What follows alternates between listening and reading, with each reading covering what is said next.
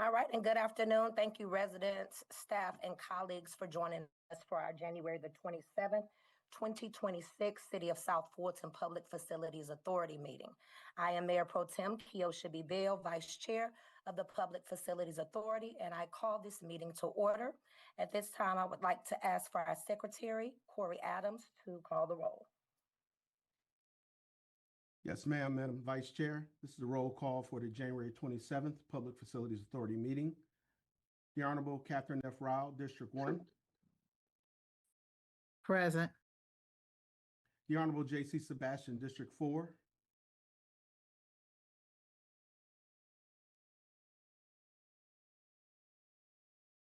The Honorable Keosha B. Bell, District 5 and Vice Chair. Sorry, I'm here. Present. I was on mute, sorry. All right, thank you. Present. The Honorable Natasha Williams Brown, District 6. Present. The Honorable Linda Becker Pritchett, District 7. Here. I, Corey Adams, the Secretary, is present, and the Treasurer, Althea Fillard Bradley. Here. Madam Vice Chair, you have a quorum. Thank you so much. Can you please call the next item? The next item is approval of the meeting minutes. All right, Before thank you so approval of the meeting minutes from October 20th, 2025. Thank you so much. At this time, I will entertain a motion to approve meeting minutes for October the 20th, 2025. I move to approve the meeting minutes from October 20th of the Public Facilities Authority. Second. All right. Being approved and seconded. Clerk, at this time, we will be using the roll call for any voting for this evening or for this meeting. Okay, this Please is a call roll the roll. call. This is a roll call vote. Councilmember Rao, Yes. Councilmember Sebastian, Here, yes. Vice Chair Bell, Yes. Councilmember Williams Brown, Yes. Councilmember Pritchett. Yes. That item is approved 5-0. Thank you. Please sound the next item. Next item under agenda items is letter A, election of chair. All right, at this time, I would like to open it up for a motion to select someone for the election of chair. I want a motion that Councilmember Sebastian be nominated for chair. Do I have a second?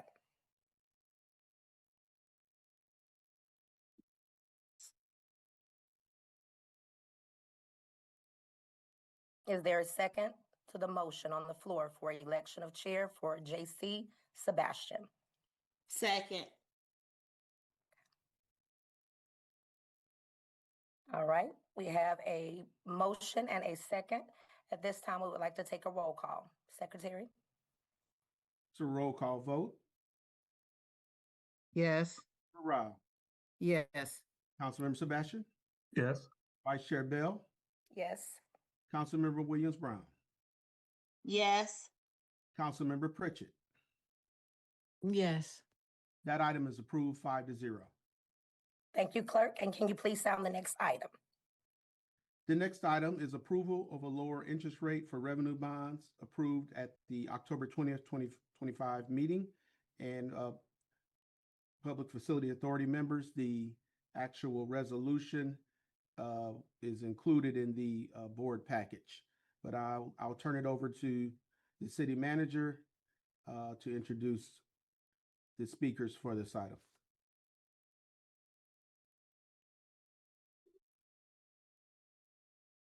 Thank you, Mr. Adams. I do realize we thought we were going to close on our bonds in December.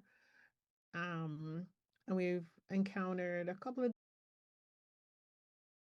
in our favor, allowing us to drop the interest rate from 4.63 to 4.43, I believe, which will save us over $2 million over the life of the bond. And so I didn't think you'd mind the slight delay, given the amount of savings. And I'd like to turn it over to our financial advisor, Ed Wall, and our bond counsel, Doug Selby, to walk you through the document if you, and then open it up to any questions that you may have. Thank you, Ms. Subidan. So you all know the Federal Reserve lowered interest rates 25 basis points back in December. And when we had the delay, Ms. Subidan asked me to check, see if we could get a lower interest rate, and I did. And Truist lowered the rate from 4.63 to 4.43, lowered it 20 basis points. It does save us $2,313,000 over the 19-year life of the issue. And Doug has prepared a resolution, and he calls it the supplemental pricing resolution. And Doug, if you would, turn it over to you. Thank you, Ms. Subidan and Mr. Wall. This is a resolution that is simply to memorialize that the authority would authorize that we do two things. One, reflect the new terms for the bonds in the final documents that would be executed prior to closing, and then also an administrative change to redesignate the bonds as Series 2026 rather than Series 2025 when they were originally done. Attached to the document, we recite the fact that the bonds have been validated by the Fulton Superior Court, and we've attached the term sheet that was provided to you by Truist Bank, so that those would be the particulars that you're authorizing us to put in the final closing documents. And if I could Happy add, to answer questions. and if I could add one other thing, this is all exactly the same, except for we changed Series 2025 bonds to Series 2026 bonds, and we lowered the interest rate from 4.63 to 4.43. It's still the same principal amount, 96 million, 285,000, isn't it? Is that right, Doug? Yeah, 96,285,000, exact same principal amount. And the principal amounts to mature in each year stayed the same since they were validated in Superior Court. That's it, Ms. Subidan. Thank you. I'll turn it back over to Secretary Adams and the new chair, in case there are any questions for our staff and our consultants. Yes, Chairman Sebastian. Currently, we do not have, actually, we do have one speaker in the queue. 1 second. All right, we'll let him in. We do have one speaker in the queue, Councilmember Pritchett. Councilmember Pritchett. Thank you for acknowledging me. What is, I may have missed this, but what appears to be the timeline now, fortunate delay, what would be the timeline now related to our police headquarters and our public safety training center? So we are doing everything we can to continue to move this along. While we have not waited, while this process has been going along, we've been negotiating final contract terms with both vendors and are in the home stretch doing that. As you can imagine, this is a huge contract, hundreds of pages, lots of provisions, mostly to protect the city. And our vendors are not necessarily all that happy with all of our requirements to protect the city, but I think we're getting to resolution on some of that to make it fair for everyone involved. And so, to answer your question directly, we should have a better answer for you within the next 30 days. And as soon as we get to that point, we will be turning dirt and you'll see equipment mobilizing on both sides. And of course, that will follow a ceremonial groundbreaking at both sides. Thank you, Ms. Subidan. I yield. Thank you, Councilman. Mr. Clerk, are there any other speakers? Mr. Chairman, I do not see any other speakers in the queue. All right, so if you would sound the next item, please. Actually, Yeah. Chair, we need to take a vote on that item. All right, thank you. All right, so team, can I get a motion to accept this item on the second? Motion to approve is sounded. Second. All right, we'll take a vote. Mr. Clerk, can you call the vote, please? This is a roll call vote. Councilmember Rao, Yes. Councilmember Sebastian, Yes. Councilmember Bell, Yes. Councilmember Williams Brown, Yes. Councilmember Pritchett. Yes. Mr. Chairman, that item is approved 5-0. All right, thank you all. And Mr. Subadan and your team and the advisors, thank you all for continuing to pinch the pennies and save us money on this where possible. No, we know it's a lot of money that we're spending, but we look forward to continuing to fight the battles and win the battles and make these projects better.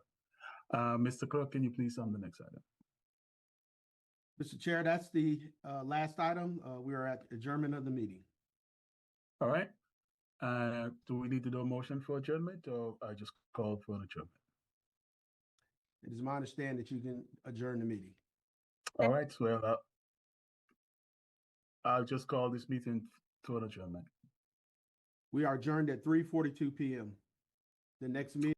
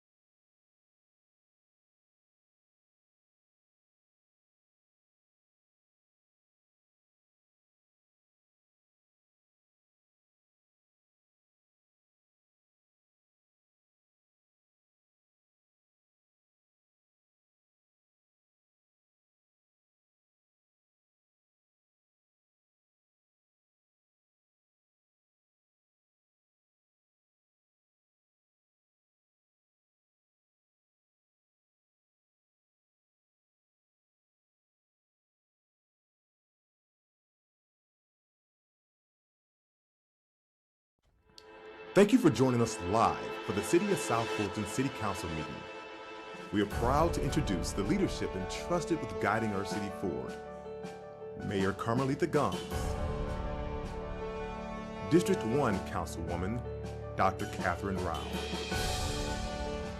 District 2 Councilman Aaron V. Johnson, District 3 Councilwoman Helen Zenobia Willis, District 4 Councilman J.C. Sebastian, Mayor Pro Tem Keosha B. Bell, District 6 Councilwoman Natasha Williams Brown, District 7 Councilwoman Linda Becker Pritchett. Supporting the work of this body in the operations of our city are City Clerk Corey Adams, City Manager Sharon D. Subidan, and Interim City Attorney Sarah Kelly. Thank you for being the best part of the City of South Fulton, a city on the rise.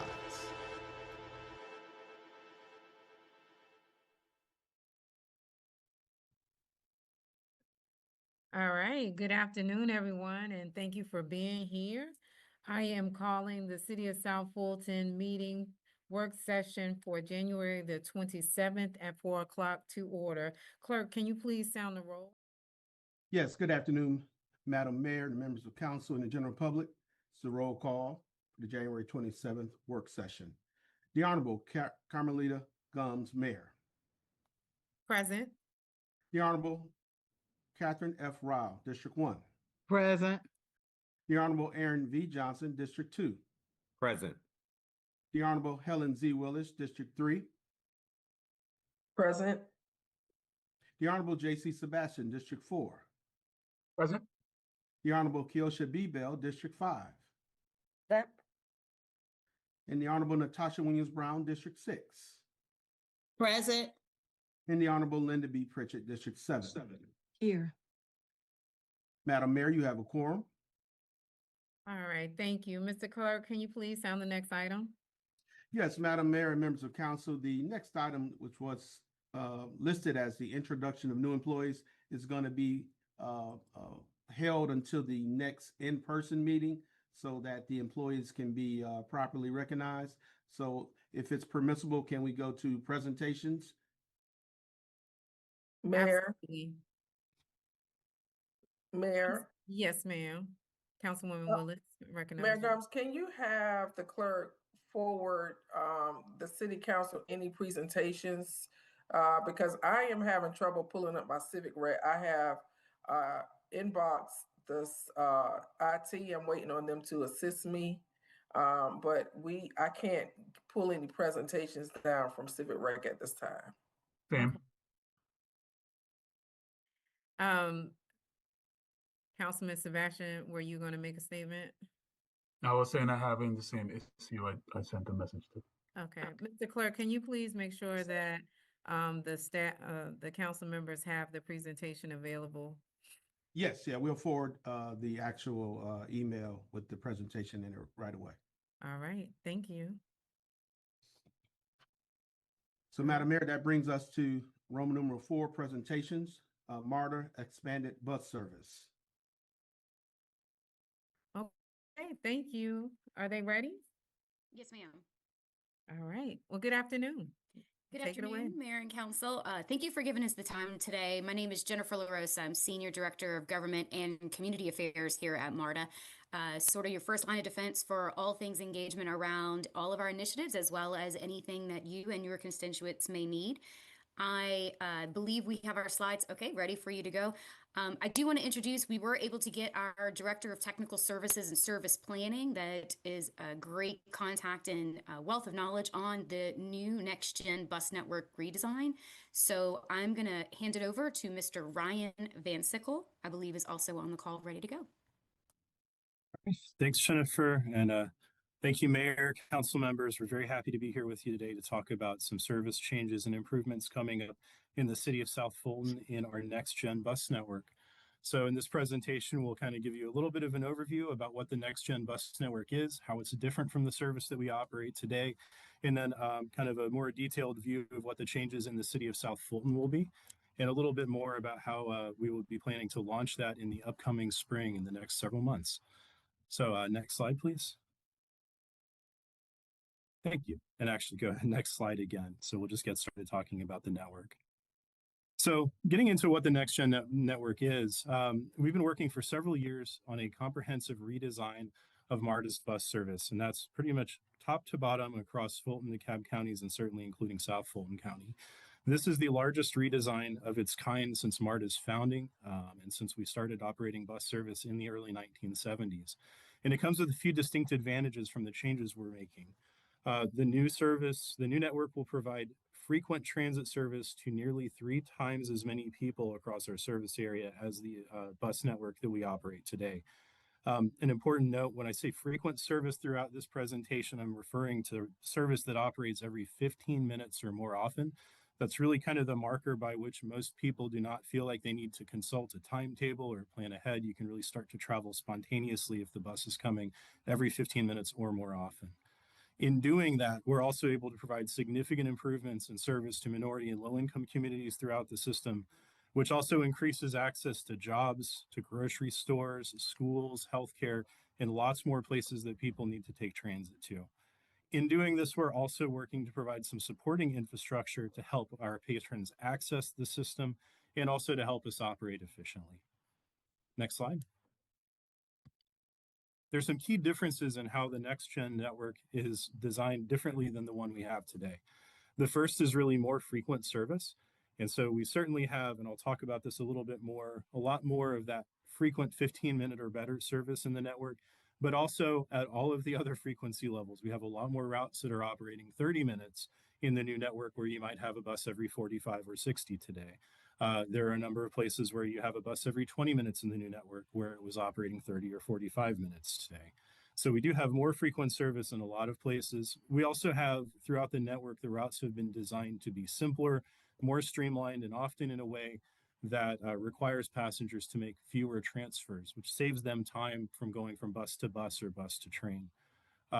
In the cases where we do still have transfers, and there are some, we're working to incorporate very specifically timed transfer locations. There's a really important one in South Fulton County, a little bit outside the city, but one where we think that residents from the city of South Fulton can benefit. Those time transfer locations are designed so that multiple routes will come together at the same time, pause for a few minutes so that passengers can transfer from one bus to the other, and then all depart. And really the goal there is how much time people have to wait and to minimize how much time they're waiting outside in the elements. We'll have more consistent service levels 7 days a week and throughout each day. So in the new network, we have much more consistent frequency. There's not as much of a spike between rush hour frequencies and the rest of the day. So you can expect, when you see a frequency, you can really expect the bus to be running at that frequency during the middle of the day, into the evening, and even on Saturdays and Sundays. We'll also be incorporating a new on-demand service, and that's a new type of service that we're going to be operating under the name MARTA Reach. And I will talk about that a little bit more in a few slides, but that's essentially a point-to-point on-demand service that will help us kind of create first and last mile connections for some communities into the broader MARTA network. And all of these things really roll up to provide more access to more places in less time under the Next Gen bus service. Next slide.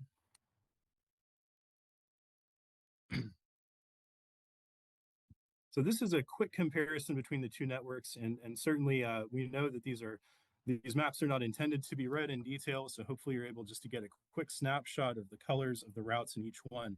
Really, the colors are coded essentially based on the frequency. So when you look for the red lines, which indicate that frequent service, in the existing network on the left, you might see 5 segments where you have red frequent service in the network. One of those is in the city of South Fulton already on Fulton Industrial Boulevard, but we only have 4 other places where buses typically run every 15 minutes or more often.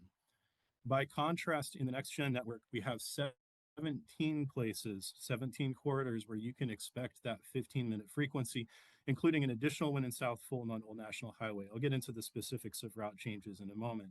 But hopefully between these two maps, you're able to see the greatly enhanced amount of red lines on the map on the right. You also may notice some of those tan blobs or those tan zones. Those are the on-demand services that will be operating under MARTA Reach, and we have 2 of those in the city of South Fulton as well that I'll detail shortly. Next slide. So here, again, this is some of the specific changes coming to the city of South Fulton.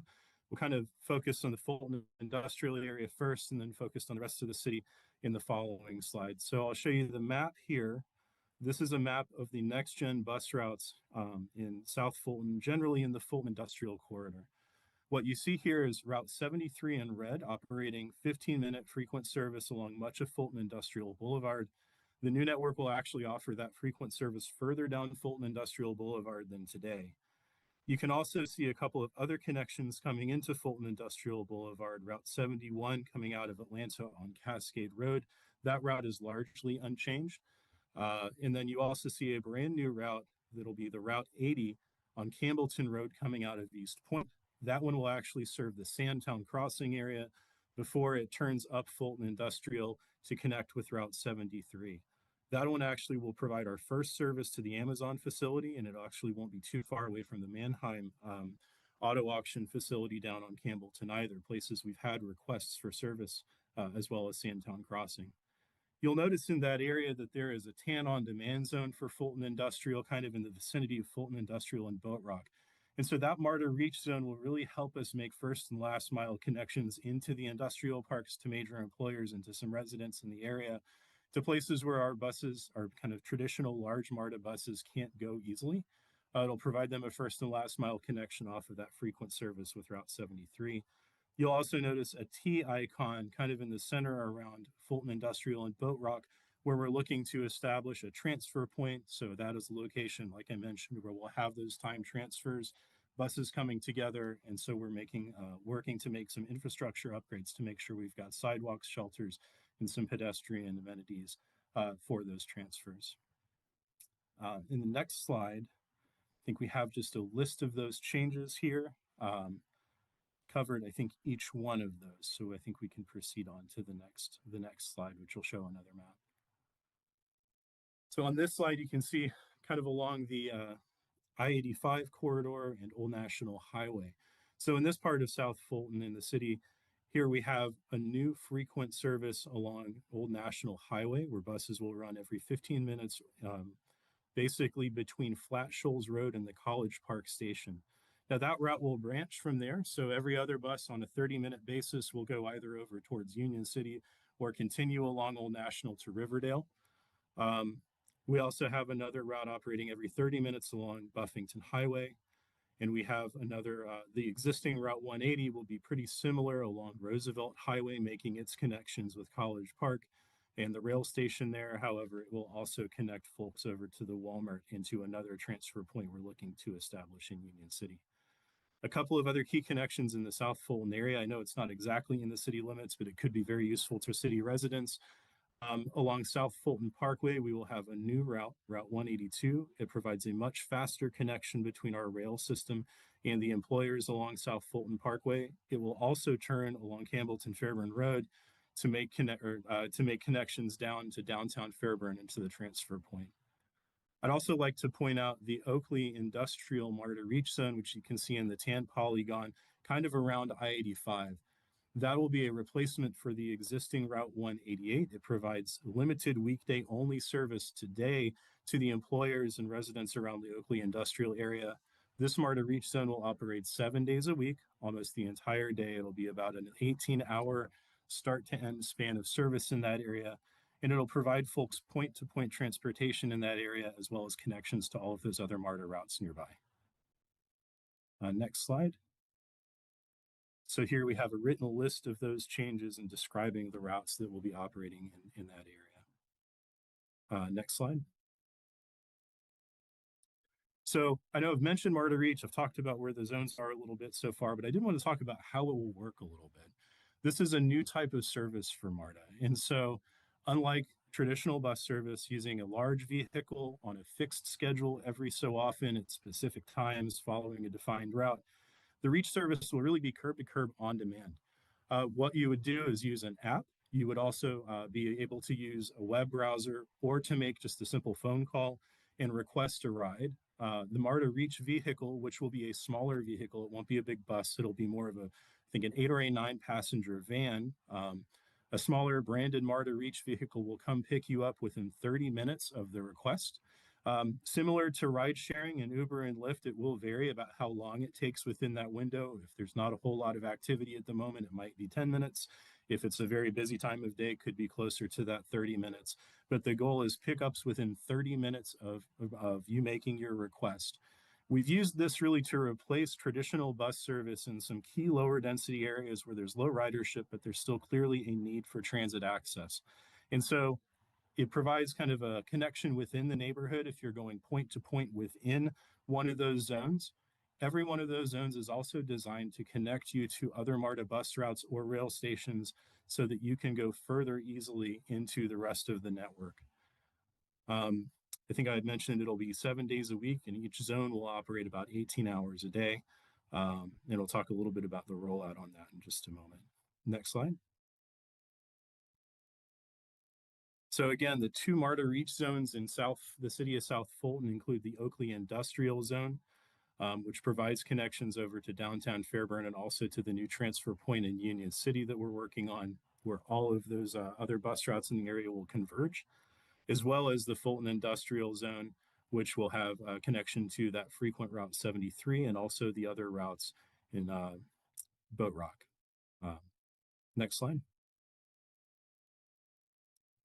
So we are in the process of getting ready to launch. And as you can imagine, this level of change is happening all across the system. There are thousands of to-do list items going on. A few of them here. We're redesigning all the maps. We're building all new schedules. We're trying to get all of the vehicles ready.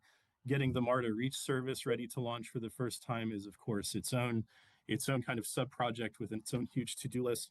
And of course, a big part of it is also outreach. So talking to elected officials and updating our partners at the cities like y'all, as well as our customers and other stakeholders. So there's plenty to do. On the next slide, if you'd please advance, we've essentially grouped all of those things together into 6, if you go back one, just to give you kind of a window into how we're trying to proceed with this launch. We have grouped all of these things into kind of 6 different tracks with folks specializing in each one of them. And so this is a pretty simplified, incomplete picture, but showing some of the key activities that we're working on as we get ready for this launch. Establishing those transfer points and making updates to bus stop signage, getting our operators trained and ready with the new routes and so that they can pick their shifts. And of course, a lot on the Reach side. Maybe one thing I should mention here as we kind of jump into the next slide, you'll see a note under the capital bucket there that said temporary signage. And so one of the things that you may have seen already if you're driving by MARTA bus stops is that bus stops that have a big effect from this change, we have thousands of temporary signs explaining to customers what the route changes are coming to that exact stop. So you may see an orange one that says something that service will be changing. If you look closely on that sign, you'll actually see it shows you what the new route numbers will be to serve that stop, and also provides customers and neighbors with a link and a QR code to help them learn more about the new routes. Now, that's just one of the things that we have as far as resources to help our customers learn about these changes. Other great ones are the MARTA website. We have 2 pages dedicated to these new services. So itsmarta.com/nextgen has all of the new route information. It has our new maps. There will be more to come, certainly, but even this week, we have rolled out a new online interactive trip planner where you can punch in your start and end point for your travel, and it will tell you what how you would use the new system to get there. It'll give you the new routes and an estimated travel time. We also have itsmarta.com/reach, which provides more information and FAQs about how the Reach service will work, as well as more detailed maps of each zone. We'll be doing town hall meetings or open houses over the next month or so throughout February. A mix of these will be at MARTA rail stations as well as out in the community, and we are working on one for South Fulton. We will also be having open houses at College Park and East Point stations, where a lot of riders in the South Fulton area converge and connect to our rail system. Those are really intended for folks, hopefully, to come to us to learn about these changes. But as we get closer to the launch date, we'll be doing plenty of on-system engagement where we'll be going out to our passengers and riders throughout our entire system, hopping on buses, going to the stations and setting up to hand out materials and help everybody learn about what's coming. I think next slide, please. And I should mention, I think there was one with the launch dates, but with all of this going on, I wanted to share with you when these changes will take effect. The first will be March 7th, which will be the launch of the MARTA Reach on-demand service. We're actually launching that a bit early intentionally to make sure that customers have a chance to learn how the software that the app and those things that customers will use to request rides will work, and to help people get a sense of how the Reach service works before we make any of the other changes. With that, on April 18th, the full next-gen network will launch and all of the other changes to bus routes across the system will take place. So those are the two key launch dates, March 7th for the on-demand Reach service, and then April 18th for the launch of the full next-gen network. And I think with that, that concludes our slide. Ryan, I'll Yes. add, just as far as engagement goes, as Ryan said, we're very much in the midst of a lot of engagement going on. We do have 14 open houses. Some will be in South Fulton, and I think we're still scheduling that one. We have done a bit of just virtual outreach to you guys. We started doing a monthly toolkit where we are emailing out to all of our city councils, mayors, elected officials on all levels of government, links to different shareable items for your newsletters, your social media, or anything else where you can share, even on the council site. And you should have received that first toolkit maybe last week. And if not, just let us know. We'll make sure you're on the list for next time. And we probably just need to update a few email addresses probably. But also we invite you to let us know where to go. As Ryan said, we have some spaces in times where you can come to, our customers can come to us. And that's going to be very much what the Next Gen team is doing. We also have customer experience that is trying to touch a much broader all system-wide customers, but government community affairs, we're a much more scalpel targeted approach, and you guys are certainly the beginning of that target in helping you have all the information that you need to talk to your constituents. So we will make sure to share all these links along with route maps specifically for South Fulton to all of you. And then upon request, we're happy to give a full hard copy of the whole system changes so you guys can have that handy at City Hall for any constituents coming in, so staff can help as well. So it's handy for you right there. But let us know if you have any events that are going to be largely attended by constituents where we might be able to have the resources available to do a pop-up and bring all this information and share it with your constituents and citizens right there in your area. So that's in that way you can contact me and we'll try to schedule that in. A little bit of a leadway would be good because we are doing a lot of outreach all in all, but we want to certainly make sure that you guys have everything that you need and we're hitting everyone that rides MARTA in your jurisdictions and districts. So from there, I will open up any questions to mayor and council or anyone else that's allowed to ask questions. All right. Well, thank you for that presentation. And certainly we do have some questions. And the council members are in the queue. So please make sure that you all are in the queue and I have the list as we're going. So the first Councilman Sebastian. Thank you, Mayor Gums. Thank you, Ryan and Jennifer, for the presentation. I do have a couple of questions about the new route that's coming down South Fulton Parkway and making a left on Highway 92. I'm assuming some of that is to serve the new grading facility there, right? The emergency room that's going to be there, and even some of those logistics centers further down the road. Are you guys working with GDOT to make sure that the pedestrians are going to be able to cross South Fulton Parkway and Highway 92 especially? Those are two very, very dangerous roads. Especially that Highway 92, it's traversed by not only a lot of cars, but a lot of 18-wheelers, and so is South Fulton Parkway. So, you know, if we're going to have a stop on the side going towards Union City, whereas the facility for Grady is on the left, that's a very dangerous crossing for people on foot. So I hope somehow we can work to make sure whatever goes there can make sure people traverse the area safely. I appreciate that comment. Certainly, our bus stop team is careful as far as evaluating where potential stops can be. Pedestrian safety is a huge factor in determining exactly where the bus stops go. We do partner and work with GDOT and other folks to try and make sure those things are considered. And as plans to improve conditions are made, then we also work to make sure our bus stops are adjusted accordingly. Jennifer, I'm not sure if there are other projects affecting it that may be relevant, but we do work closely with our bus stop team to make sure that there are safe places to put stops when we make these changes. Yes, I'm actually looking. I don't know if you might know this offhand, but the safe routes to transit, we do have a few in South Fulton, or at least one that we have an IGA that we're working on. I'm looking at the tracking sheet. Offhand, I'm just not 100% sure where exactly the location is, but we'll look into it. And but to Ryan's point, we do ensure that pedestrian access and safety of that access is very important. We know that that particular corridor is a concern.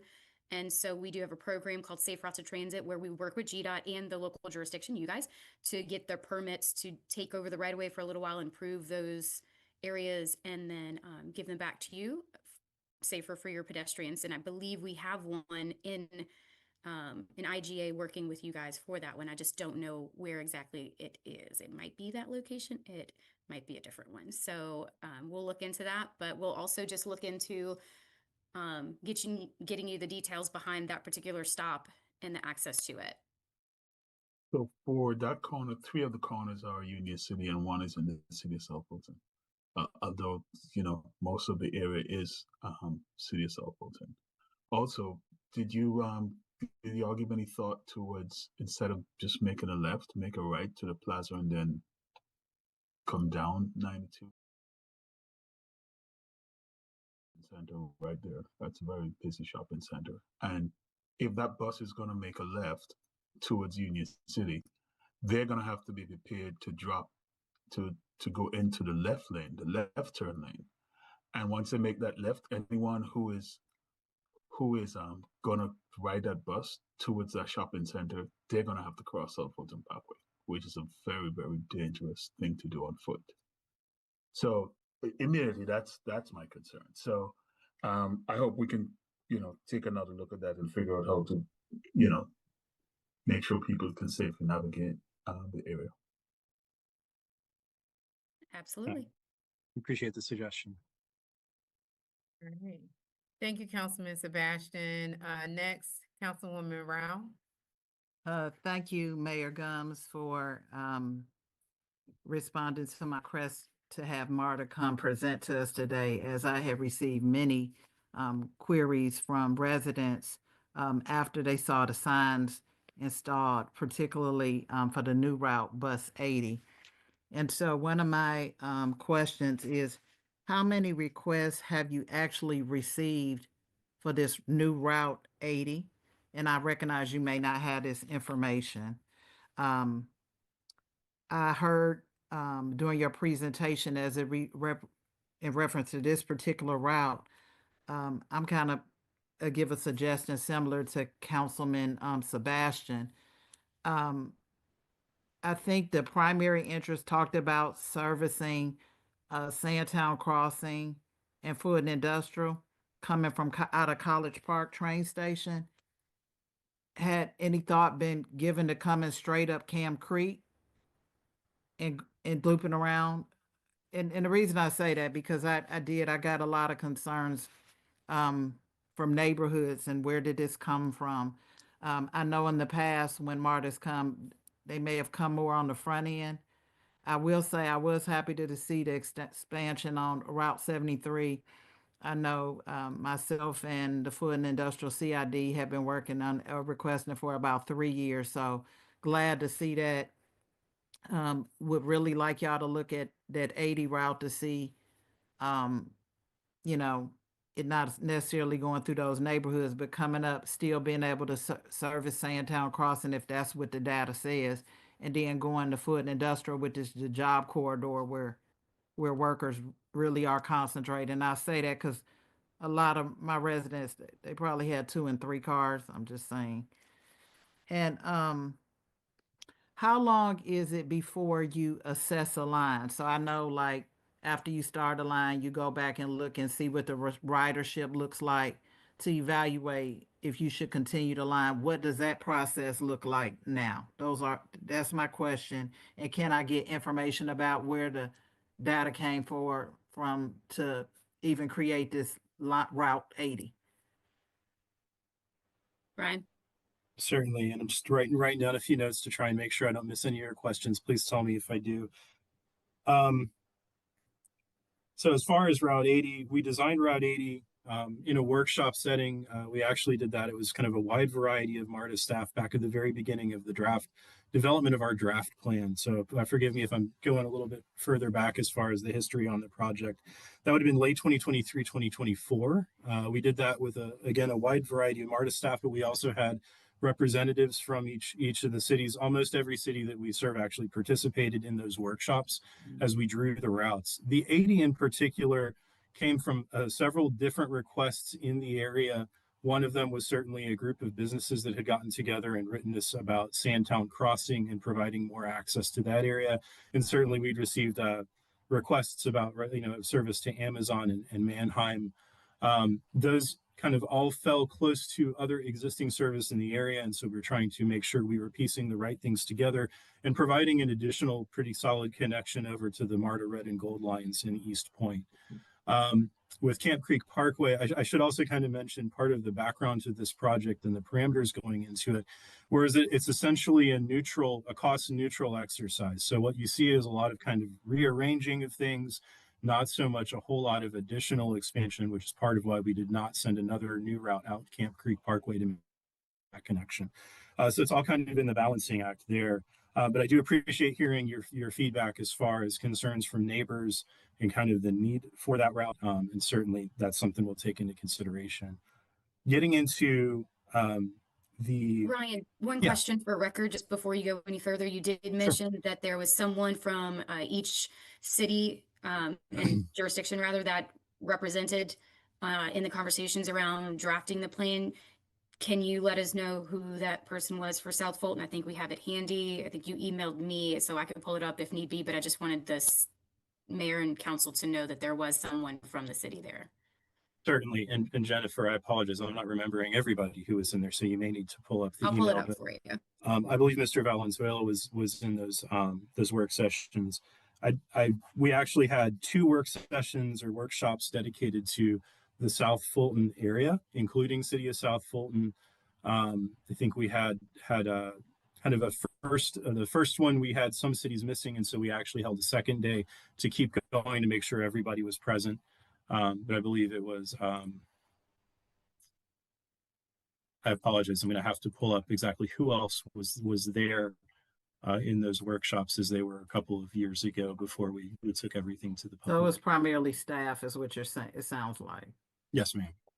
Yes, ma'am. Yeah, we had with the workshops, we worked to try and make sure we had folks from all over MARTA who had different understandings of operations and considerations. We also invited quite a few people, typically from public works departments, planning departments, transportation planning, or zoning. We really wanted to make sure that these workshops accounted for development patterns, zoning, the types of changes that were anticipated to come in the next several years, because we didn't want to design the network to be completely reactive to conditions as they are today. We wanted to make sure that we were aware of big new developments that might bring in more residents or bring in more jobs and cause us to cause us to see a shift in gravity of where bus routes should go. Oh, go ahead, Jennifer. Sorry. We had Antonio Valenzuela, our public works director, Reggie McClendon, and Roussan Francois. Okay, thank you. Thank you for that information. Yes, ma'am. I think I may have missed the data part of your question, Councilwoman. Well, I think you kind of said it, and you mentioned in your presentation that you got some letters from some businesses. Yeah, and I could understand businesses want to have access to workers, but just in the past, like I said, having the information before it kind of popped up would have been very helpful. Because I had received emails, which I then forwarded to our city manager because I didn't have the answers to those questions about where did it come from, just didn't have a lot of information. And so, like I said, that's why I asked the mayor, can you please bring Marta?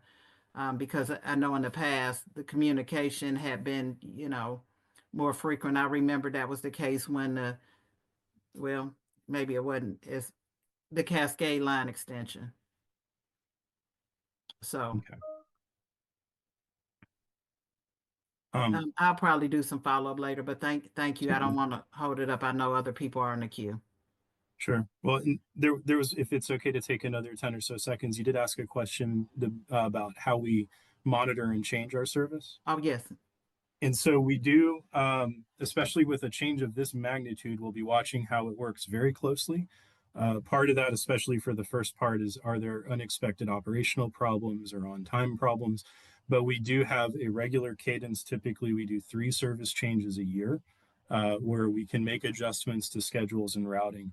With this big of a shock, we anticipate that we will be kind of watching for really urgent problems and evaluating to see what other changes we might make towards the end of a year out from the launch, but we will be looking to identify what kind of adjustments are needed as we go through the year and after the first phase of the launch.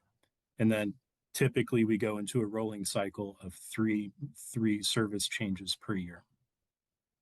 Thank you for that answer. All right. Again, I don't have any further questions. Thank you, Mayor. All right. Thank you, Councilwoman. Next, we have Councilwoman Pritchett. Thank you for acknowledging me, Mayor. Thank you so much for your presentation today.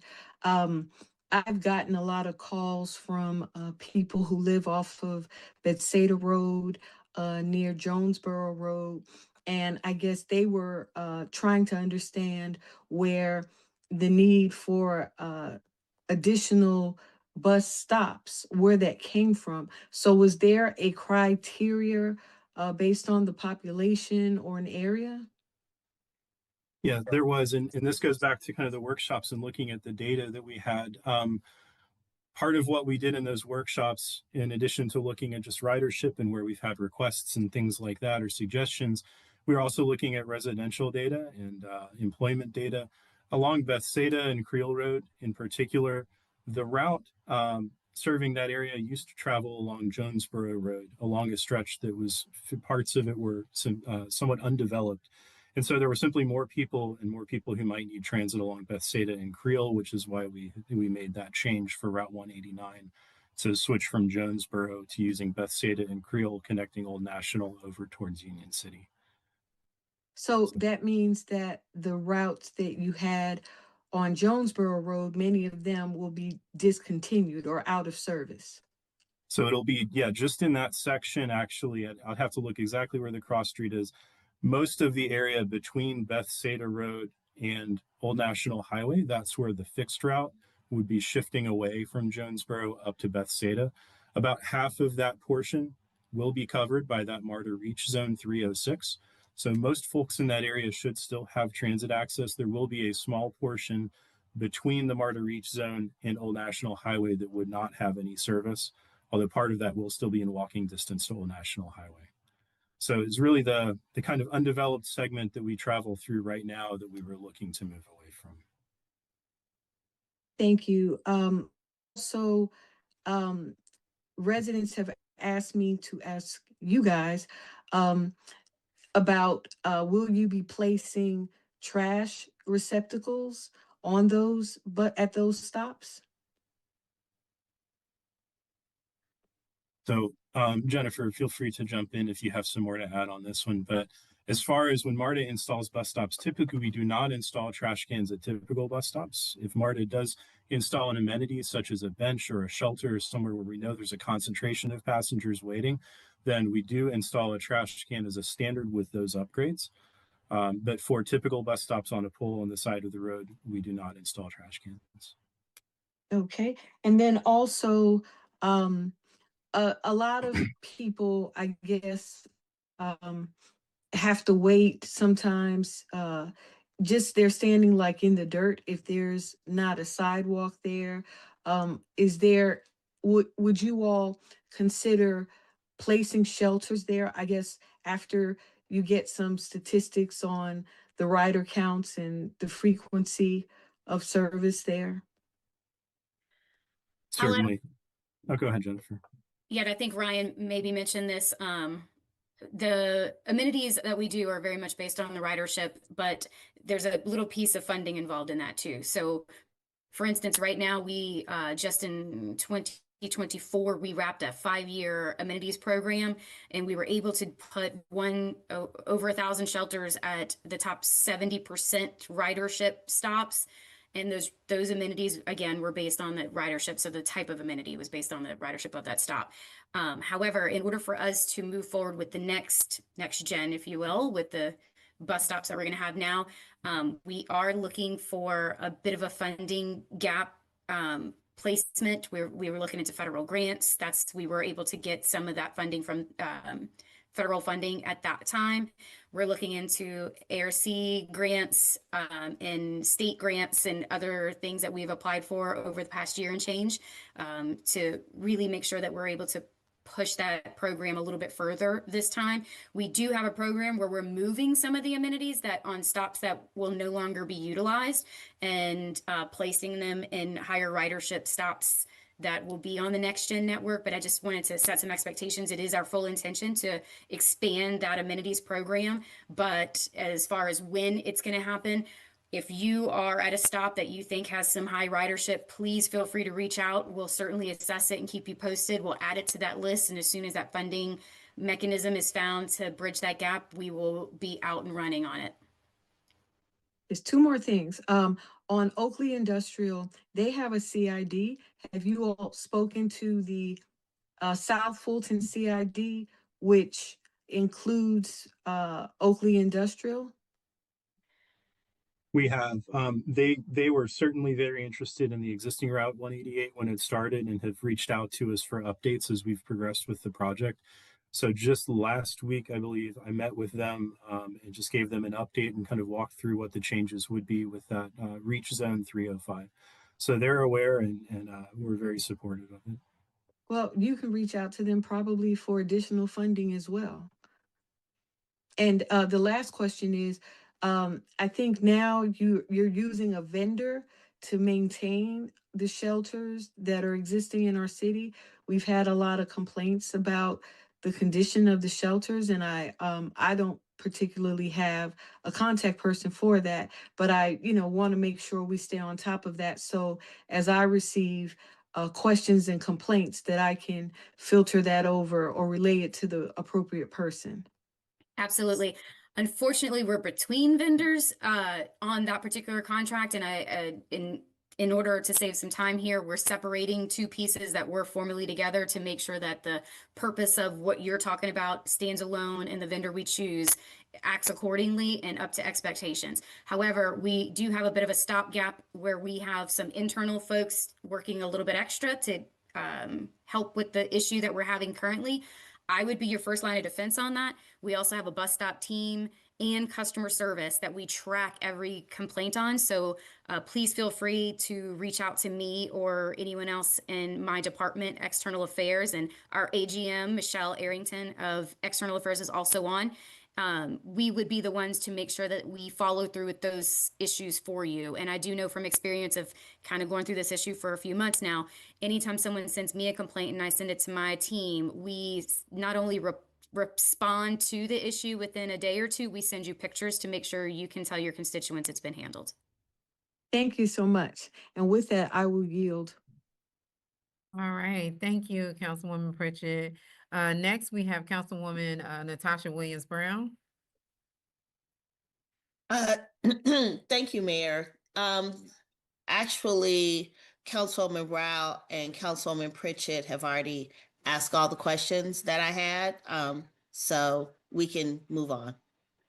All right, thank you. Mayor Pro Tem, Keosha Bell. Thank you, Mayor. I appreciate it. And thank you all for doing the presentation. I know in our city, we have a lot of residents that do utilize MARTA.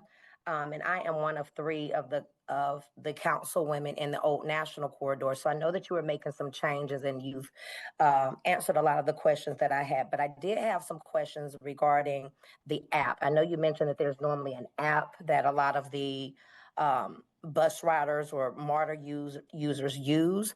Are there other ways for maybe individuals who are our senior population or for those who have some challenges or disabilities? Are there other ways that they can access this information to be able to schedule routes that may not be associated to an app is one of my questions.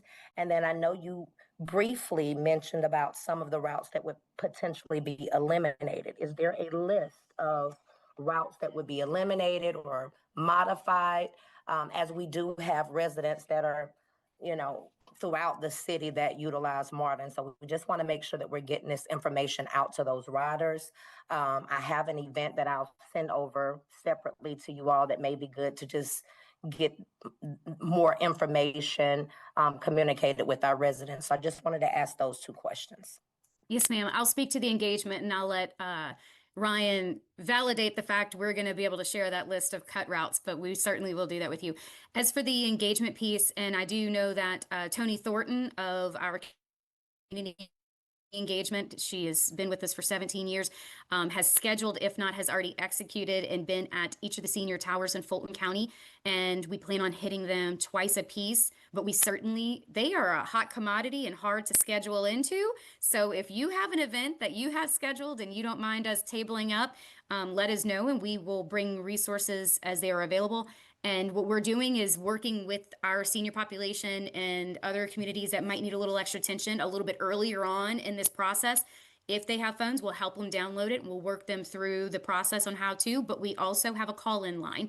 So if you have access to any type of phone and just want to call and order it, you are able to do that. We have a website that they can find that information, but we'll also have it available at all of our senior communities. We'll share that information with all of you to share with your communities as early and often as you would like. So yeah, there are multiple ways to make sure that anybody in our community has access and our riders have access to these services. Perfect, thank you. So I believe I can speak to a couple of the other items, Mayor.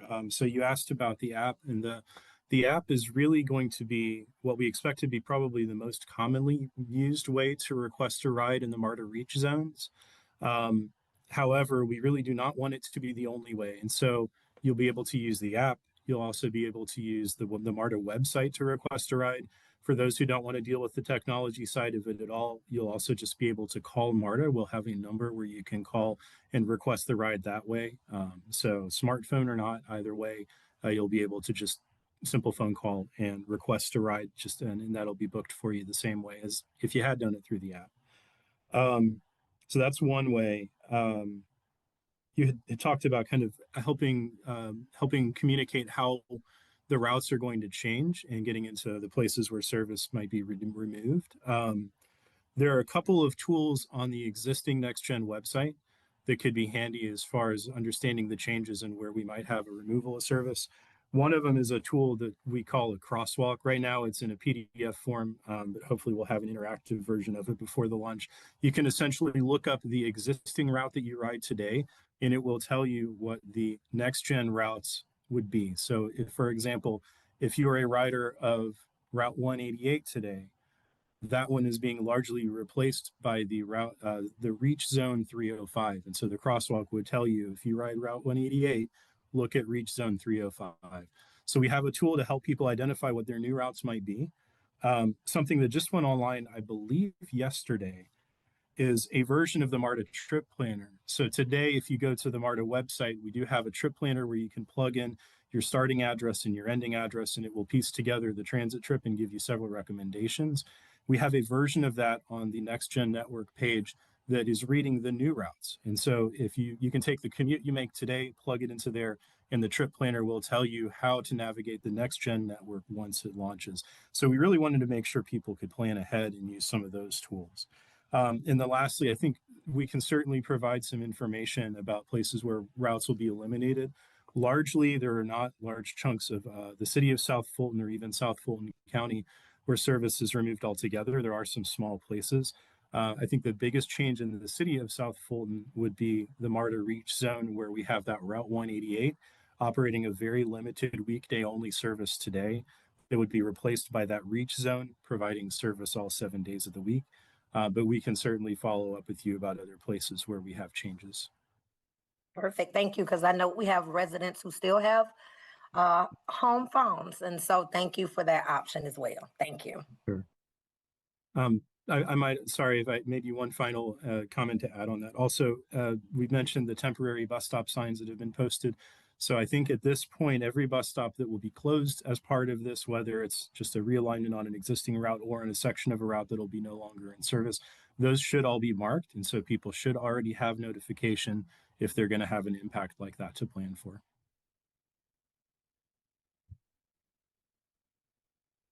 All right, Mayor Pro Tem, does that conclude your questions? Yes, ma'am. Thank you, Mayor. All right, thank you. Councilwoman Helen Willis. Hello, thank you for recognizing me. I have a couple of questions. I almost feel like we need to have a couple of MARTA town halls. And I know it would be difficult to do it in every district, but I do think we need to have at least 2 on each side of town, because there are a lot of updates. And what I've consistently heard you say is that, you know, we have the website, and there's a huge digital divide in our community. And one of the largest populations is our seniors, and a lot of them are not internet savvy.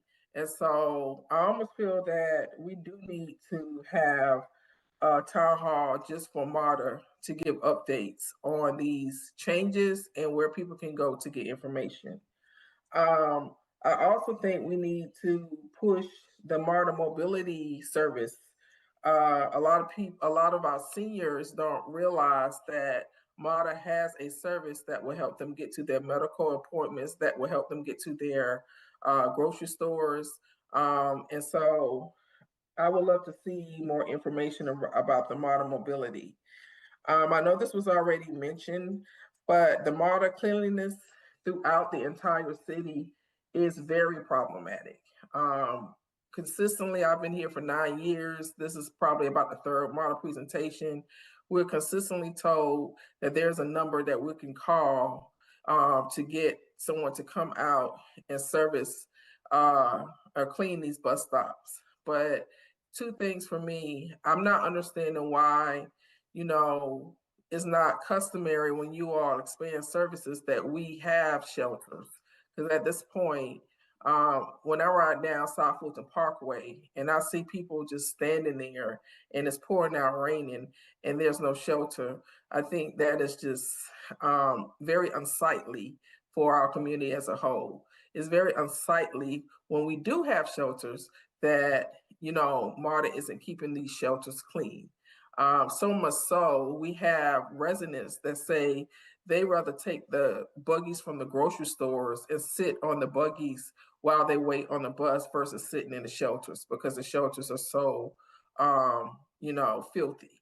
And so we need a lot of help around that. And lastly, can you give me any updates on BRT? Yeah, so I will start with the engagement. So yes, we do have website, we do have that digital space. We do have 14 open houses that the BNR, the Next Gen team, Ryan's team have scheduled. Some of those are in the South Side. One of them will be in South Fulton City itself. We certainly welcome, again, anytime you guys are having something, please let us know. If we have the resources and people available, we will bring them. And to your point on MARTA mobility, we do have to get you qualified for that. So when we come to your district and that's something that you want for us to bring information on, we will certainly do that. We typically do that anyway, but just as a reminder, whenever you make that request, please just ask us so we don't forget it. As far as the trash, completely understand where you stand with that, which is why I wanted to tell you, please contact me directly or Michelle directly, and we will follow through with those issues for you. We will no longer, I don't want to say we're not going to be using the same vendor. We'll be using a different vendor, and I don't know who that's going to be because we want to make sure that the vendor that's taking care of the advertisement is not the same group taking care of the trash. They each need to be done separately and better because we have heard your issues on that and we want to fix that. So we're in the process of doing so. So we do have RFPs and contract negotiations for both of those items right now. But we are going to try to help the issues as you call them into us as quickly as possible in the meantime. So please don't hesitate to do that when you get off of here, just email us. As for the senior centers, we have gone to the senior high rises already and met with them. We have scheduled to do so again because we do understand that certain communities need a little bit more help in person. So we're happily bringing those hard copies of information, helping them with the app if that's their choice, making sure we leave behind some information on how to just call us with the different communities. But, it's really hard to hit absolutely everyone. So we certainly rely on your leadership and your resources too. So we could do two things. One, we can make sure in the next toolkit we send out to you guys, it has a lot more detail on MARTA mobility, on the open houses we're having, on, where the senior centers we will be scheduled to hit in the next few weeks or so. And then, so you can share that information with your communities, either social media, newsletter, or however best you reach your people. And the other thing is, again, can't say enough that if you have something, because we do try to schedule the seniors and they tell us they're booked up. So if you have one of those, just let us know so we can join in on that. But we do need the help on this one. Reaching every single person in the jurisdiction is going to be a tough engagement lift for us. So if there's an idea on how we can do this better or we can join in on your efforts, we're here and we want to hear those ideas. All right. And the last question I had is, for years, we were getting information about BRT, the future of, MARTA moving towards BRT in some jurisdictions. Is that still on the rise? Is that happening? Sorry, I forgot that one. So bus rapid transit is on the rise. It's coming April as well. So the first BRT route is the Summerhill route downtown that was funded by the MARTA City of Atlanta halfpenny, and it opens in April. So we will have BRT for the first time here in Georgia. We are looking to see the success of that. We are hoping and praying for it. So we can expand that across the system and let that be another way that we can expand our transit system over any other modes and methods. I will say that we are still in a little bit of a funding gap to continue planning for South Fulton BRT and South Fulton Parkway and Roosevelt Highway ART. I believe we met with each of the jurisdictions, including South Fulton, on where we ended with that planning process. We've applied for a few funding grants federally that didn't work out. So we're still seeking some opportunities to make sure that we can move that forward. And I do believe, we might see some renegotiations of some project priorities in the near future with MARTA, with many a new leadership in all our jurisdictions. And you guys will certainly be a part of that conversation to have those projects stay top of mind and important to the system, because we do the projects that the jurisdictions are wanting to do. We are contracted with all of them, so that's how that works for us. So we move forward as they tell us to. And how much funding are you getting from our Fulton County Commission? I mean, what role do they play with MARTA? I see you all, have a very some funding does come from them. You all do presentations in front of them regularly. So can you tell us as Fulton County, one of the 15 cities in Fulton County, what part they're playing? Yes, great question. Thank you for asking. We've actually had this conversation quite a bit lately. As the funding that we get from the 4 jurisdictions that we are contracted to, Clayton, DeKalb, Fulton, City of Atlanta, that funding mechanism is a sales tax, a penny sales tax, except in City of Atlanta where there's a penny and a half because the half of their penny goes to the More MARTA program, which is very specified to certain projects and service. Put that aside.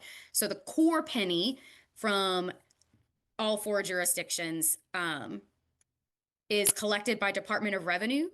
It goes through our bond trustee because we do bonds for our whole capital program, and then comes to MARTA as buckets of money multiple times a month, if you will. We don't get a report to say who is due what or paid what.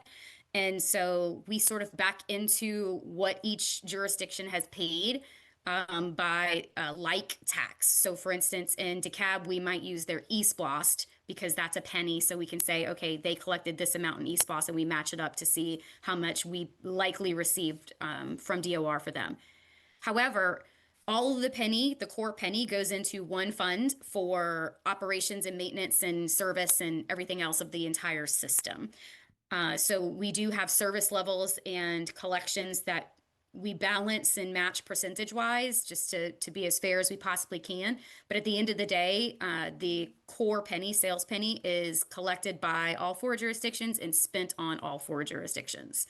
So it would be hard for us to say how much City of South Fulton is paying in per se. It might be a little bit easier to say how much Fulton overall is paying. And to say that that money stays 100% in that jurisdiction, it just fluctuates because no way can we say that the person who got on in Fulton stayed in Fulton or the person that got on in DeKalb stayed in DeKalb.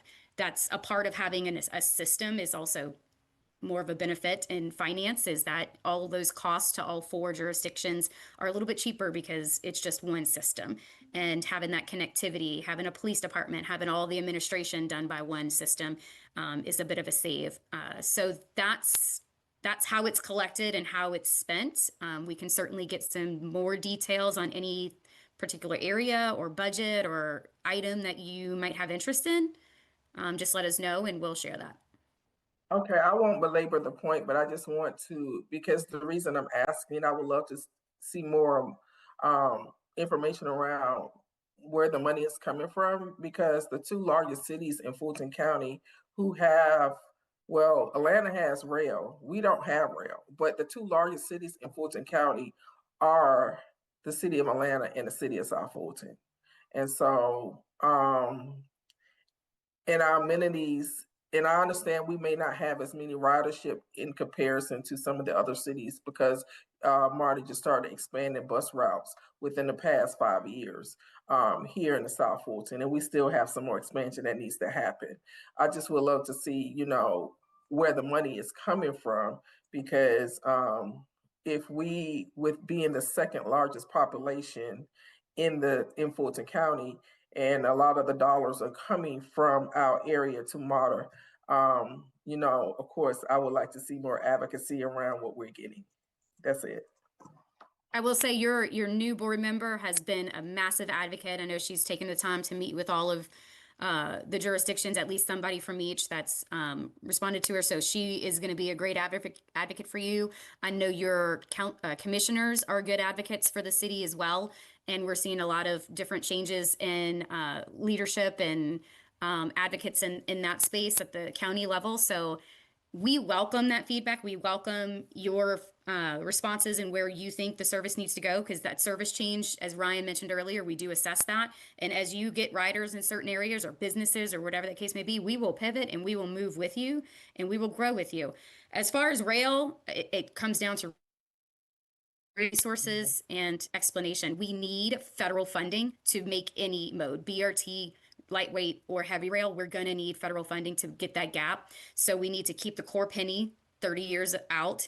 And we also need to get grant funding. So when we call for a letter of support sometime to continue projects in your area, that might be what we need from you to get that going. So when the resources are available, we're ready to expand into South Fulton for sure. We definitely have seen, I personally used to represent Fulton County 10, 12 years ago and was part of the mayor's meetings that they used to have when they were talking about the referendum and what the North was going to have versus what South Fulton was going to have and the city being created and the development in the area. So I personally am a champion for you guys and can't wait to see expansion in your area. Thank you so much. You, Mayor. All right. Thank you, Councilwoman Willis. Councilman Aaron Johnson.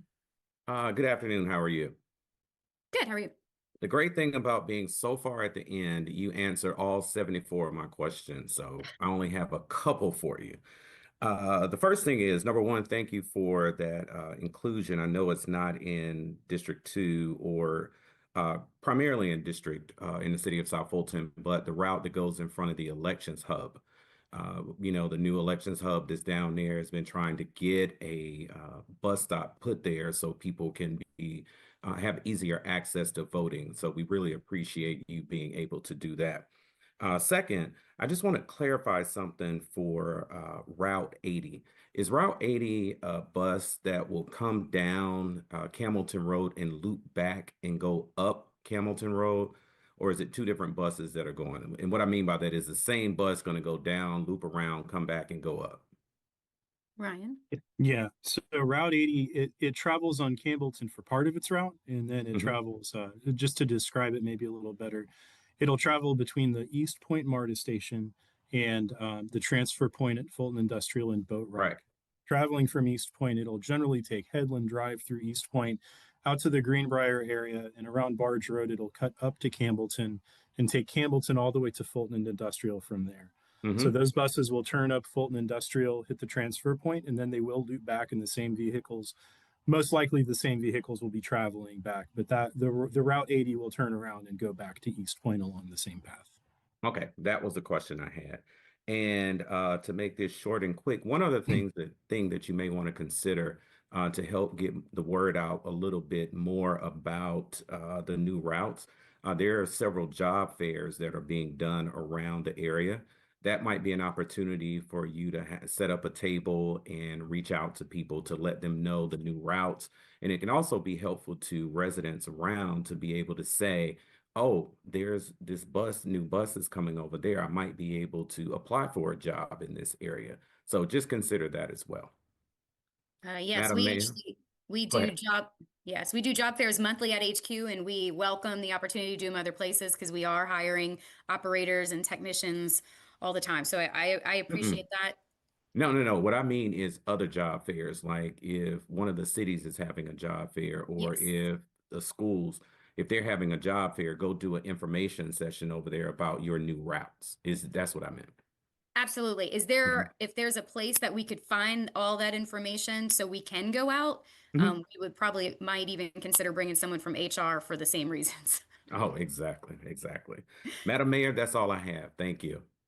Wonderful, wonderful questions. All right, the next person I believe I have in the queue is Councilman Sebastian for your second time. Thank you, Madam Mayor. I'll be quick. Jennifer, Ryan, once again, thank you guys. While I'm advocating for safety of pedestrians, and I know we all want to do that, I'll just tell you all too that same area where you're expanding on Highway 92 and South Fulton Parkway, it is very, very, very dark. So whether it's you guys, whether it's GDOT, whether it's us working with whoever, Union City, we have to make sure we get some lighting around those areas too, because again, for the safety reasons. And that's an area that we all know that have a lot of logistics centers where people may be going to work and then walk into the bus stops. That's all I have. All right. I appreciate that. Thank you, Councilman Sebastian. And last person I have in the queue is Councilwoman Rao. Thank you for recognizing me for a second time. I think it's been a lot of great feedback. Mayor, I would ask, or, I don't know if we have the poll, but we talked about a lot here today. If that information could be, put in a letter that you and the city manager kind of express the things that we heard today and share with Marta as we go forward. I know I think Mr. Van Sickle was taking notes, but I think we should officially share that information with Marta. Would that be possible? Absolutely. And also I believe the clerk is recording some of this information, so we should be able to take care of this with no problem. Thank you so much. All right. Well, I do want to thank our presenters for being here. We appreciate it, and thank you so much. Clerk, can you sound the next item? Yes, ma'am. The next item is executive session if necessary. All right, well, it's 5:10, so we need to get ready to go into our next meeting. But if there's no further business from the body, is there any further business? Council members? No. All right, since there's no further business, I will go ahead and adjourn this meeting. Make sure you all switch over to your 5 o'clock meeting. That meeting was adjourned at 5:10 p.m.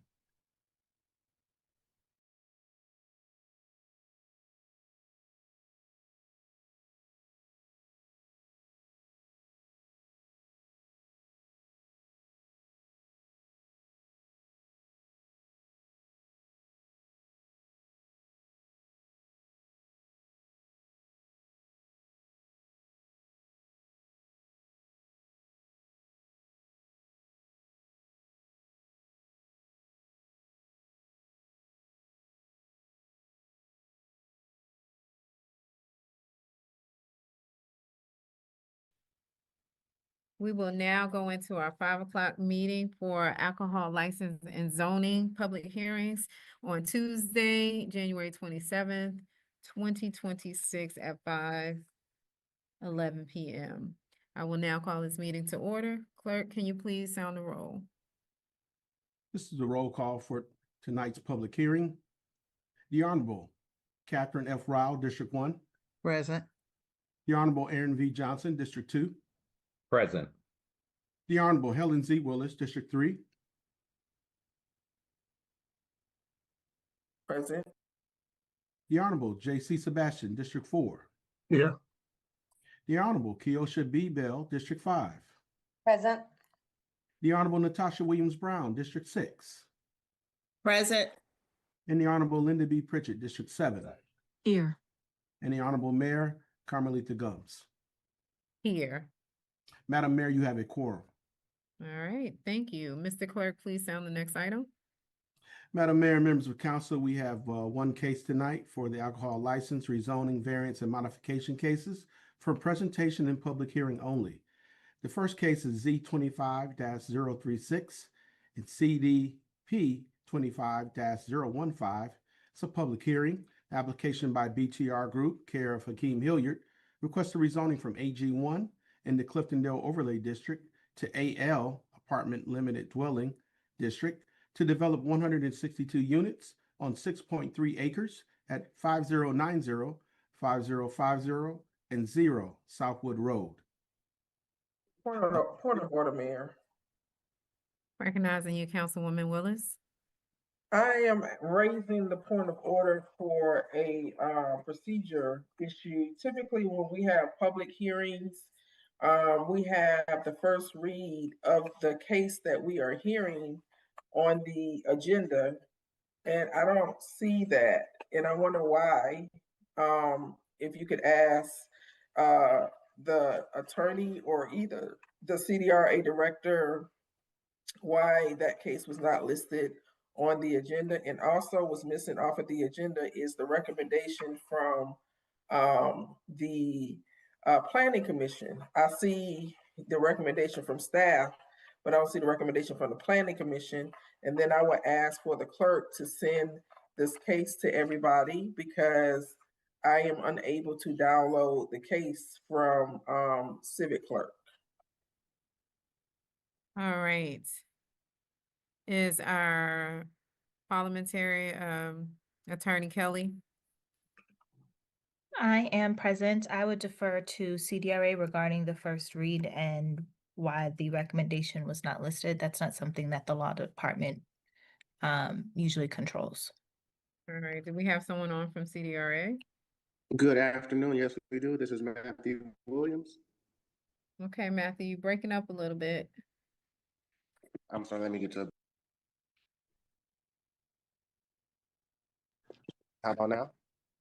Much better. All right. So I would typically defer to the city clerk as to why it wasn't um, as the rationale for the public hearing and then a first read. But again, I will say that this case is special because typically once if the cases are deferred, we do allow for time for the turnaround. We just had the planning commission meeting on this past Wednesday. Well, I'm sorry, yeah, on last Wednesday. So sometimes there's not enough time to get everything into the portal. So that's why there's no planning commission recommendation, but I do have that information. In terms of why it's not on the agenda for the first read, I defer to the city clerk's office. Mr. Yes. Clerk? Yes. So regarding the first read, similar to what Mr. Williams mentioned, there was the case was held, the meeting was held on Wednesday, and the information was just not transmitted in terms of the actual first read ordinance. So my recommendation would be, like we did in the past, to have that added as a first read during the 7 o'clock meeting to sound it. Understood. Can I make a comment? Who is that? Sorry, this is Sharon Subadan, City Manager.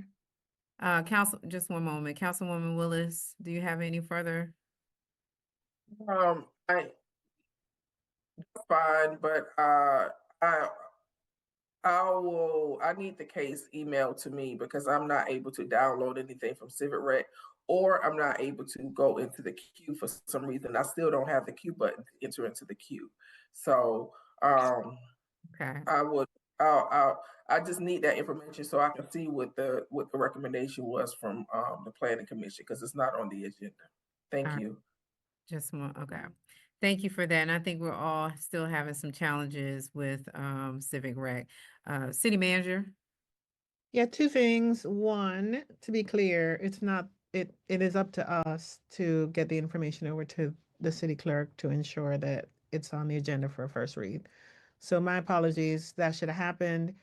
And Matthew, I think we need to send out the case to everyone.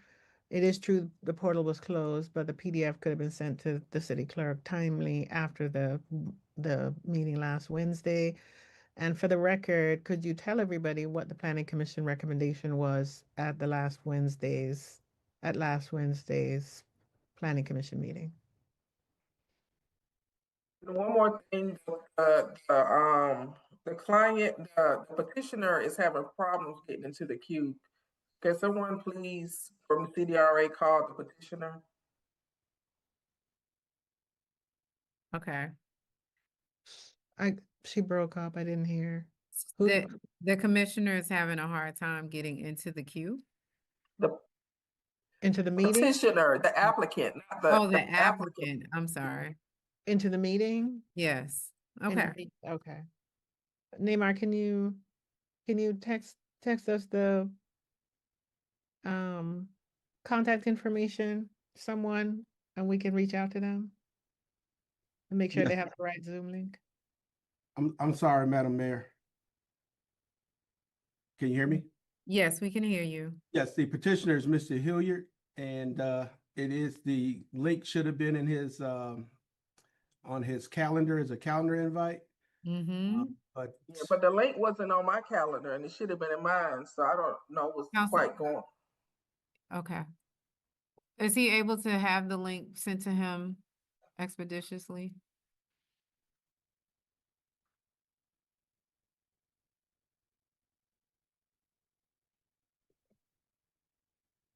Okay. City Manager, I believe Matthew, you directed Matthew to give us a status. Absolutely, I am prepared to do that. All right. So I'm just going to do an overview of the case once more. An application by BTR Group Developments, care of Hakeem Hilliard, requesting a rezoning from AG1, which is our agricultural district, to apartment limited AL. to develop 162 units. And also they're requesting a future land use amendment from agricultural neighborhood to suburban 2. For the addresses at 5090, 5050, and 0 Southwood Road. This is in City Council District 3. Staff is recommending denial for the rezoning and for the future land use amendment. Again, this went to the Planning Commission on January 21st. The Planning Commission recommended approval of the rezoning, and it was a tie to approve the future land use amendment. It was a tie? Yes. Okay, so no one was able to break the tie. Right, because the chair was not at the meeting at that time. Okay. Has the applicant been able to join? I do not show him in the meeting as yet, but we just forwarded the email to his law office email. Do we need to suspend this meeting for a few minutes? I'm getting text and they're saying me and client are on, but can't get into the meeting. Somebody needs to call them.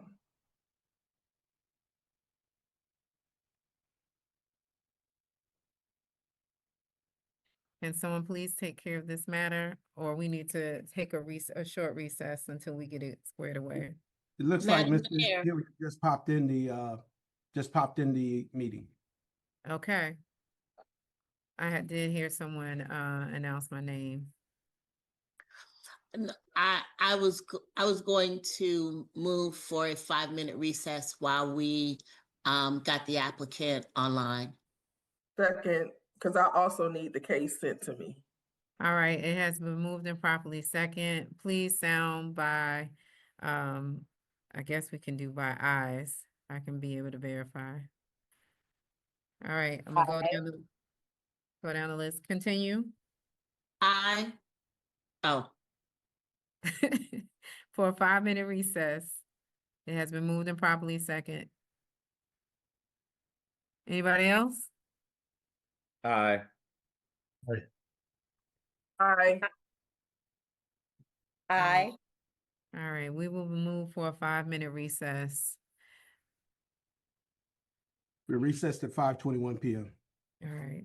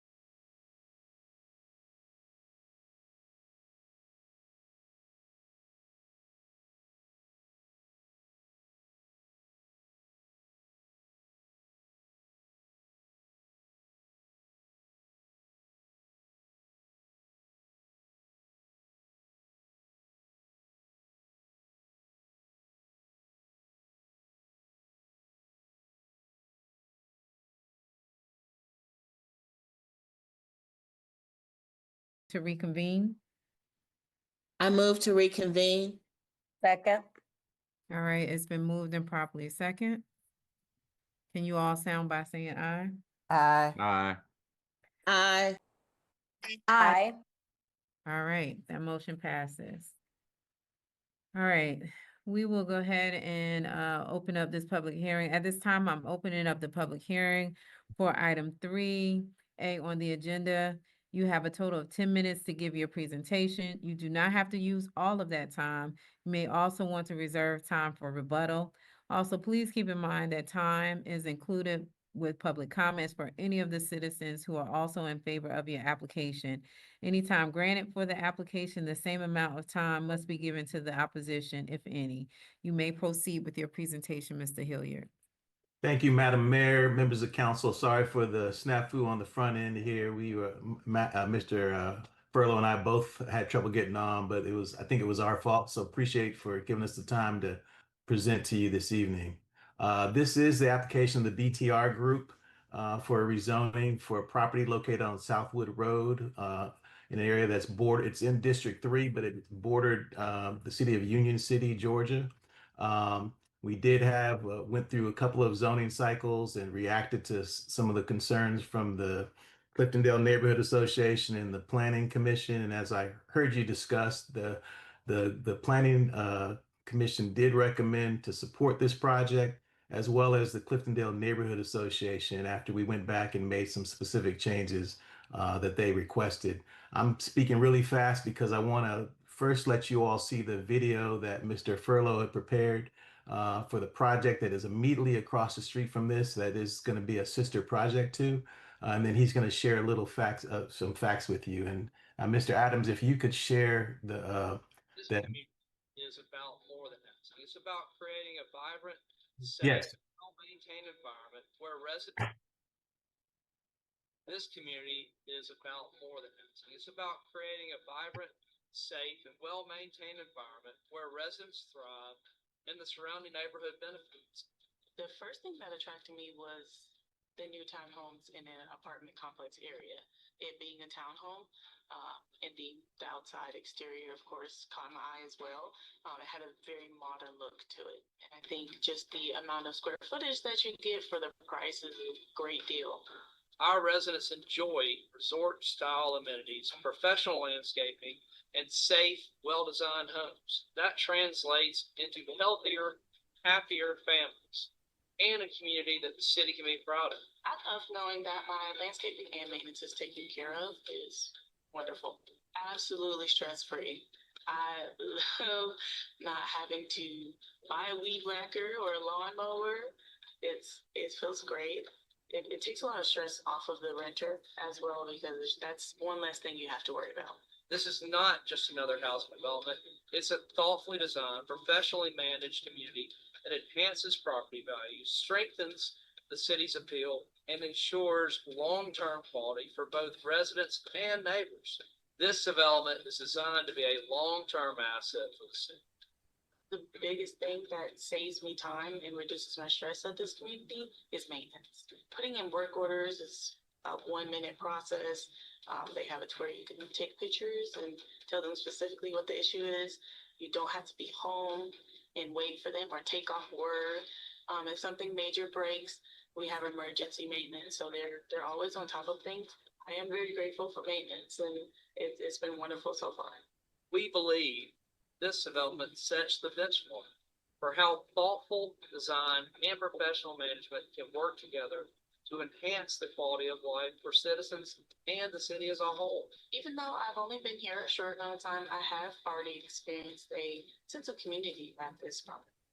A lot of the kids are getting a chance to know each other. A lot of the kids are getting a chance to play together, therefore tying the parents to each other. The sense of community is stronger.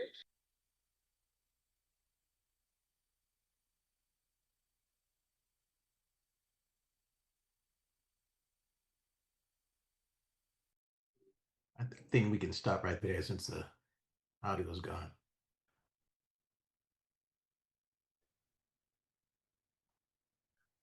Mr. Furlow, you want to start? Yes, I will. Thank you, Keem. Madam Mayor and members of South Fulton City Council, thank you for the opportunity to present our rezone request for cottages at Southwood. We have actively engaged with the community through two public information sessions, two planning commission meetings, and one Cliftondale community meeting. This valuable feedback has directly informed us to create a revised plan that reflects both regulatory compliance and the high standards South Fulton deserves. So going through the process and working with all the community members, we pretty much came up with 4 different items that we realized we needed to address when we finally got before y'all. Those 4 items are there was a 100-foot zoning buffer that we were unaware of that we had to apply to the plan. Also, we're going to talk about the future land use designation, some additional parking and enhancements. And just after listening to everyone, South Fulton just wants a better product. As you just saw of the development we built across the street, Summerville Cottage Village. It is a great product, but it sounds like the citizens of South Fulton deserve just something a little bit better. So that's exactly what we've done. Next slide, please.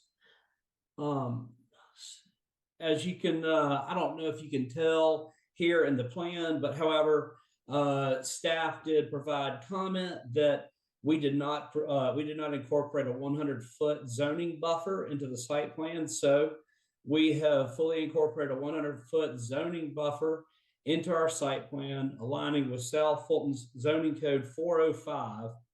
This adjustment to the site plan, I appreciate the comment because it did give us a chance to go back, revisit the site plan, and give us an opportunity to design a more efficient layout with increased open space that also respects the site's natural topography. And as a land planning person, which I truly do enjoy, I designed the site myself, and the site definitely feels better. So thank you, staff, for the direction. Next slide, please. Also, now we need to talk about the future land use plan, the future land use designation. As you can see here, kind of walking you through, as you can see, there's cottages at Southwood kind of hashed out in purple.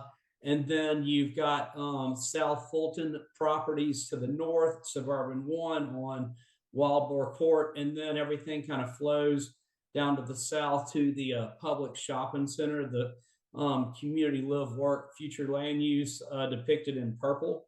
We believe that the parcels that bring together cottages at Southwood may be incorrectly designated as Suburban 1 and should be reclassified as Suburban 2 at least be considered as Suburban 2 while y'all review our rezoning request. And these reasons are because the cottages at Southwood parcels shown in the purple hatch only share a property line with the Suburban 1 property to the north on Wild Boar Court, which lacks access to Southwood Road. So even the properties to the north at Wild Boar Court, they can't even access our property or the property shown on Southwood Road. Also, if you want to go by road, coming out of the cottages at Southwood properties, progressing from cottages at Southwood towards the Publix shopping center, the community live work designated in purple on the bottom left, that requires passing by Summerville Parkway Village, which is shown in the light red, Providence Parkway Village, and Arcadia Parkway Village. These developments, as you go by the Summerville Parkway Village, which is a 282 townhome development, progressing down to an age-restricted development at Providence, and a more traditional multifamily development at Arcadia. This simply shows a transition of uses going from Suburban 1 to our requested rezone at Cottages at Southwood, which in my opinion, should be reviewed as a Suburban 2, because this is showing 5 units density. Suburban 1 allows up to 3. Suburban 2 allows up to 8. So it is a nice transition. And then you go down to the more dense uses of Providence and Arcadia down to the future land use community work parcels shown by the Chick-fil-A and the Publix. And I do come at this. I don't bring the suggestion lightly.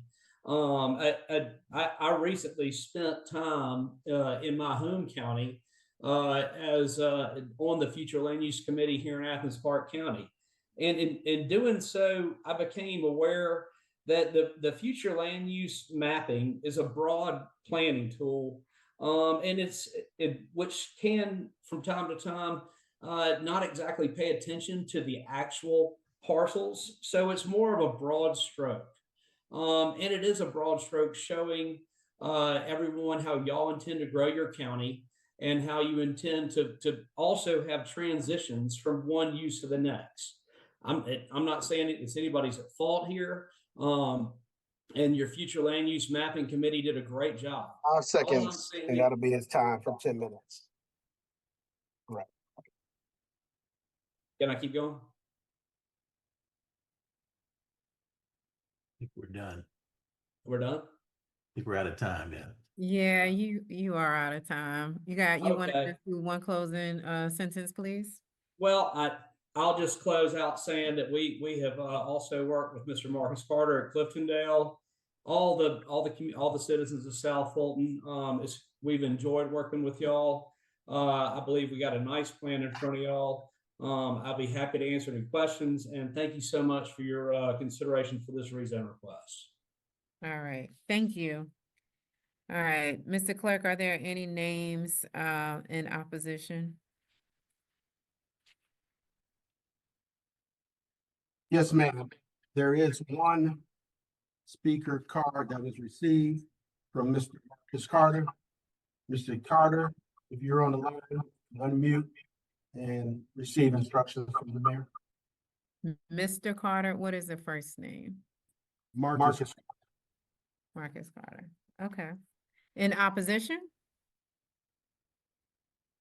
Just so I'm clear. Yes, he didn't indicate either way. He just submitted comments. All right. Is he on, or you need to read his comment? Mr. Carter, are you on?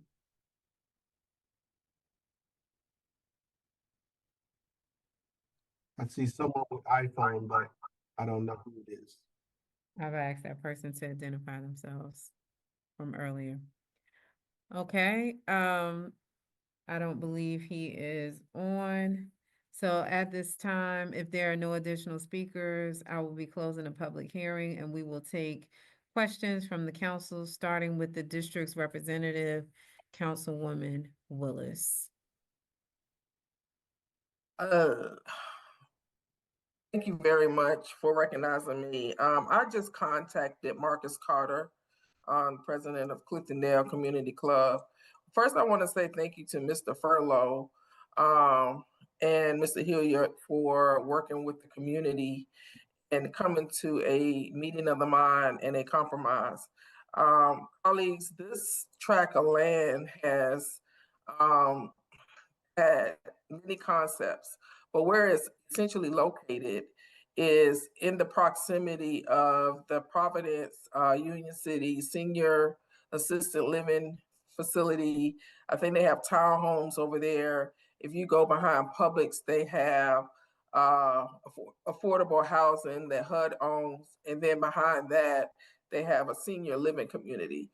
And so really over where they are putting this development, this is the best use of land. Single family homes would not be the best use of land. I have spoken directly to Marcus, and he is in alignment with Mr. Furlow. He does support this project along with other Cliftondale community members. They work closely with Mr. Furlow. He has confirmed that Mr. Furlow has acquiesced to all of their requests. The only thing he said, the reason it's against the future land use is because we currently have the comprehensive development plan underway. So we haven't adopted any new maps. And so I'm good because the community is good. And thank you for working with our community who's not Mr. Marcus, for him to say that he is in support of this project is a huge feat because sometimes, you know, our community can be very challenging and demanding. So thank you for working with the Cliftondale residents. I yield. I don't really have any questions at this time. The questions that I do have is for staff. Staff, did you get all of the Cliftondale community residents, or maybe you all can answer this, Mr. Furlow and Attorney Hilliard. Did you all turn in all of the conditions from the community over to staff, and are they incorporated in this current plan? Yes, ma'am, we did. The conditions that Cliftondale brought up were parking, and we increased parking to have additional guest parking throughout the site. And we also enhanced the residential model types throughout by going with our new and updated models, the Concord and the Manchester, which is not shown across the street at Summerwell Cottage Village. Okay, and this is an up and coming area, and MARTA is this is one of the areas MARTA is expanding to.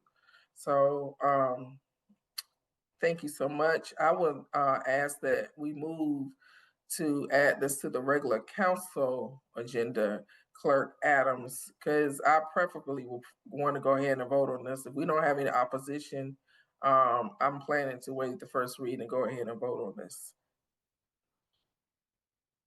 Yes, we can have that at the adoption of the council meeting. Okay, thank you.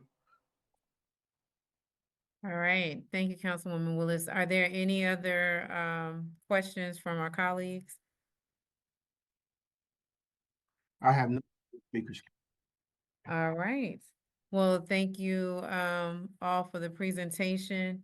If there's no objection, we will entertain a motion for executive session. Move that we recess into executive session for real estate personnel, litigation, and cybersecurity. Second. All right, it's been moved and properly second. Can I get it by a resounding aye? Aye. Aye. Aye. All right. Aye. We will be going into executive session. We are recessed at 5:44 p.m. All right, make sure you all change over.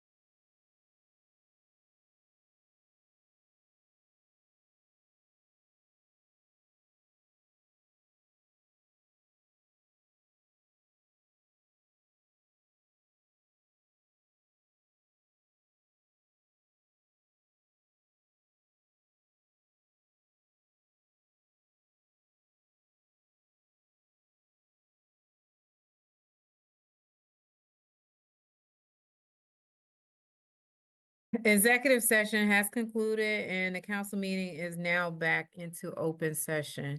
So based on parliamentary procedures, was there any action that was taken in executive session? There was no action taken in executive session that requires a public vote. All right, awesome. Is there any other further business from the council? So if there is no further business at this time, this meeting is now adjourned. I will ask that the council will switch over in Civic Clerk, and we'll get ready to convene the next meeting.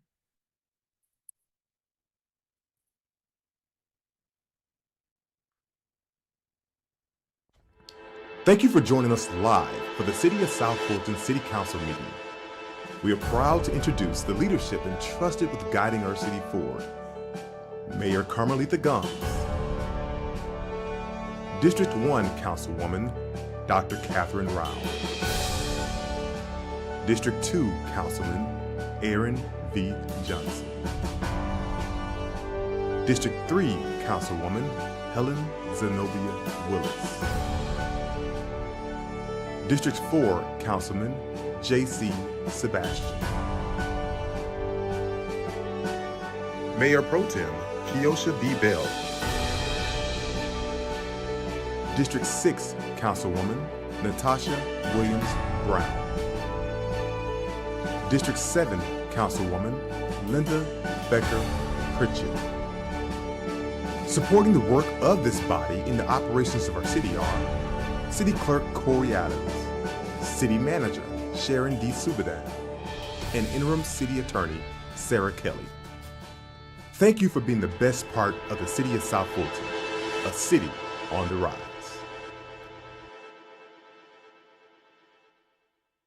All right, I just love that video.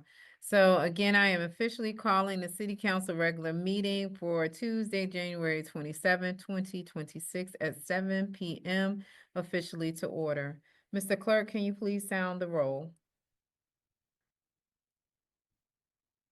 Good evening. This is a roll call for the regular meeting of the City Council, January 27, 2026. The Honorable Catherine F. Rao, District 1.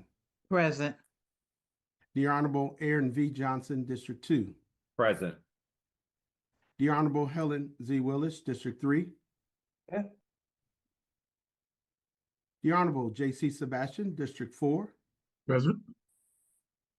The Honorable Keosha B. Bell, District 5. Present. The Honorable Natasha Williams Brown, District 6. Present. The Honorable Linda B. Pritchett, District 7. Here. And the Honorable Mayor Carmelita Gomes. I am present. All right, Mr. Clerk, please sound the next item. Yeah, Madam Mayor, next on the agenda is the invocation, which will be delivered by our city chaplain, Ed Long Jr. Mr. Long, would you unmute yourself, please?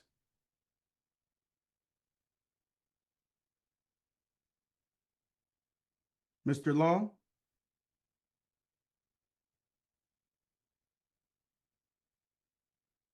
Chaplain Eddie Long. Oh, there he is. Good evening. How are you? Good. Wonderful. Outstanding, outstanding.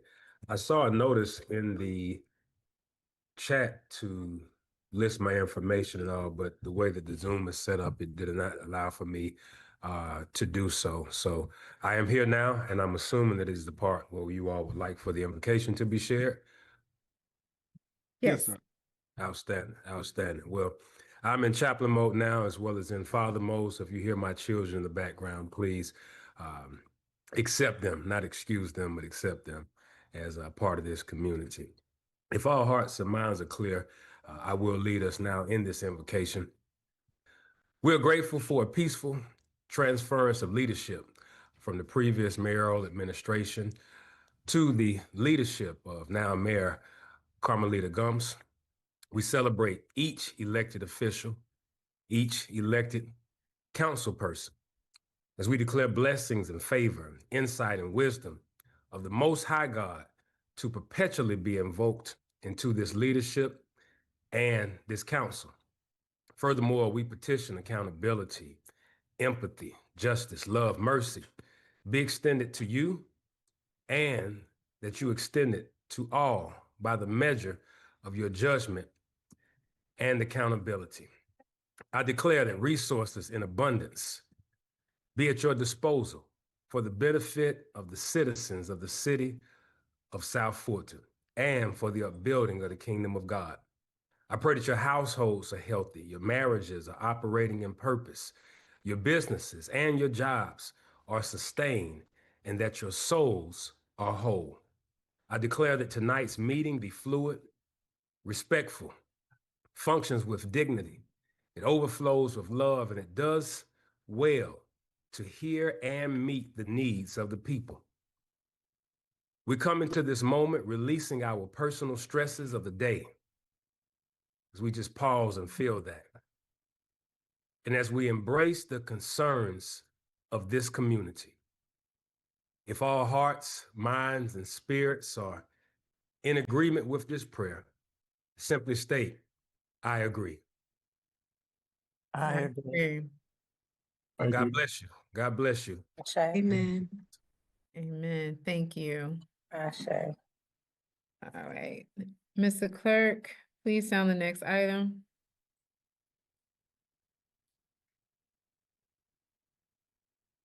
Next item on tonight's agenda is adoption of the council agenda.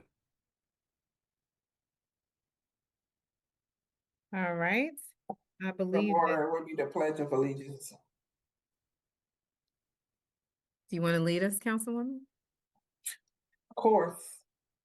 All I right. pledge allegiance to the Allegiance flag of the United States of of America, America and to the republic for which it which it stands, stands, one one nation, nation, under under God, God, indivisible, indivisible, With with liberty. liberty And justice for justice all. for all. Oh, y'all sound beautiful. Thank you. All right, Mr. Clerk, please sound the next item. Yeah, that brings us to Roman numeral 5, adoption of the council agenda. All right, are there any changes to the agenda? There was one Yes. mention by Councilmember Willis regarding a zoning case 0 Southwood Road. Yes, and then I also have another, I want to add a shredding and produce distribution for February. I will get with Dr. Cooper to make sure that right now, tentatively, I want to put it for February 28th. I'll get with Dr. Cooper to make sure there's no conflict. So that's why I said tentatively for February 28th, shredding produce. This is Councilwoman Rao. Yes, ma'am. I would like to add my D1 town hall. It'll be, we're still finalizing the date. We were trying to wait to the retreat, but I wanted to be able to put the information in the queue so the flyer and everything could be made by Public Affairs. So for a D1 town hall meeting in February. I wasn't finished. No. I did not yield, but I respectfully, you have that, Mayor. I have one more thing. Okay. Yes. I would like to have the District 3 Town Hall for March 3rd, Tuesday. And just to verify the policy, I don't think the policy, does it require us to put town halls on the, I thought the policy, the new policy did not require us to put town halls on to get approved. But I'll just go ahead and do it just in case. But the new policy, I thought prohibited, did not require us to get town halls approved, but March 3rd for District 3 Town Hall. Okay. And that is it. I yield at this time. Thank you very much for recognizing me. Councilwoman Rao, did you have a date for your town hall? No, I'm not sure exactly. I know my legislative specialist has been working. I know it's within the first couple weeks of February. Okay. Are there any other changes that need to be added to the agenda? This is Councilwoman Pritchett. I guess I'll just add it on, so everyone could be aware. I am on February the 7th. I am hosting a juicing class and food distribution at Creole Park. On February the 9th, I'm hosting a District 7 Town Hall meeting at the Gladys S. Denard Library.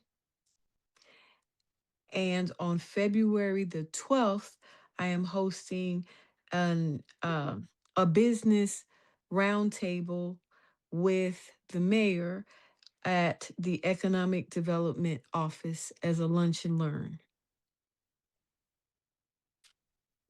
All right. And that's it. Any other council members have anything that they need to add? Mr. Clerk, do you have all of that? I do. I just need clarification, Madam Mayor, regarding Councilmember Willis.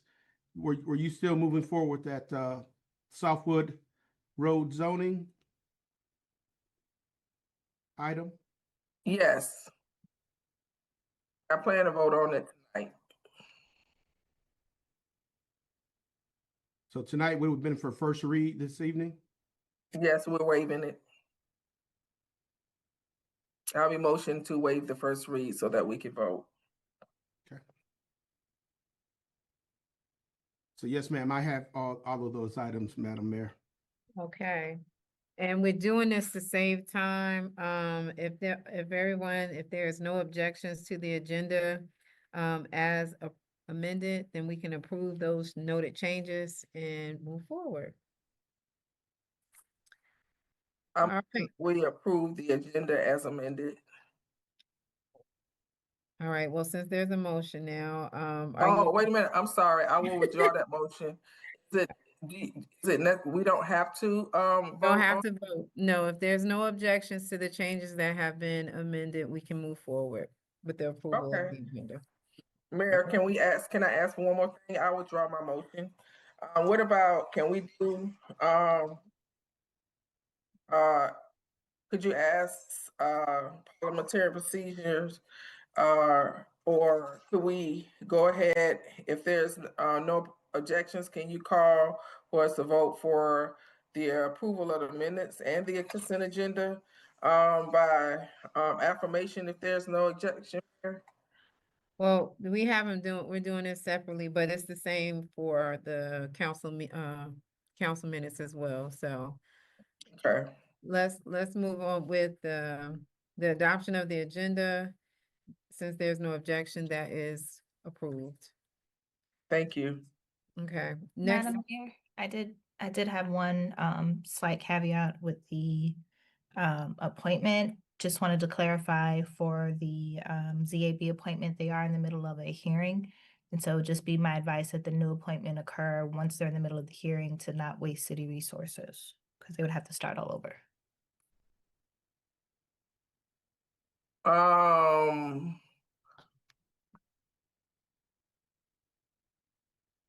That hearing is supposed to conclude the first week of February, so there wouldn't be an unnecessary delay. It's just supposed to be to after next week. Mayor, I have a question. All right, let's use the queue of the chat. I think I heard Councilwoman Willis and then I believe Councilwoman Rao for discussion. Hello? Mayor, this is kind of getting a little complicated or concerning for me that we keep moving and changing rules as we go along. I've never heard of that. I've never heard of it. I would like to see some type of legal citation or opinion. You or any new council person on this that have been newly elected has a right to appoint their appointees. And so I've never heard that, we got a case that didn't even get voted on because one of the council members' appointees didn't even show up. and so therefore we got a case that even didn't get voted on. And so I've never heard of this. So I would like to have some legal citation. I would like for you to go ahead and make your appointment. And if it's not the case, if I want to see some legal citation behind this, because we keep doing stuff, the rules keep getting changed, and then opinions are made, and then they have to be walked back. We're starting to look, really unprofessional out here, and I've never heard a person having to maintain their appointment. I've never heard. I'm not saying that's the case, but I'm a little uncomfortable. Let me say that. Okay, so in reference to the appointment, and I guess Attorney Kelly, you will be in the queue, but are you speaking about the appointment for the ZBA under the mayor?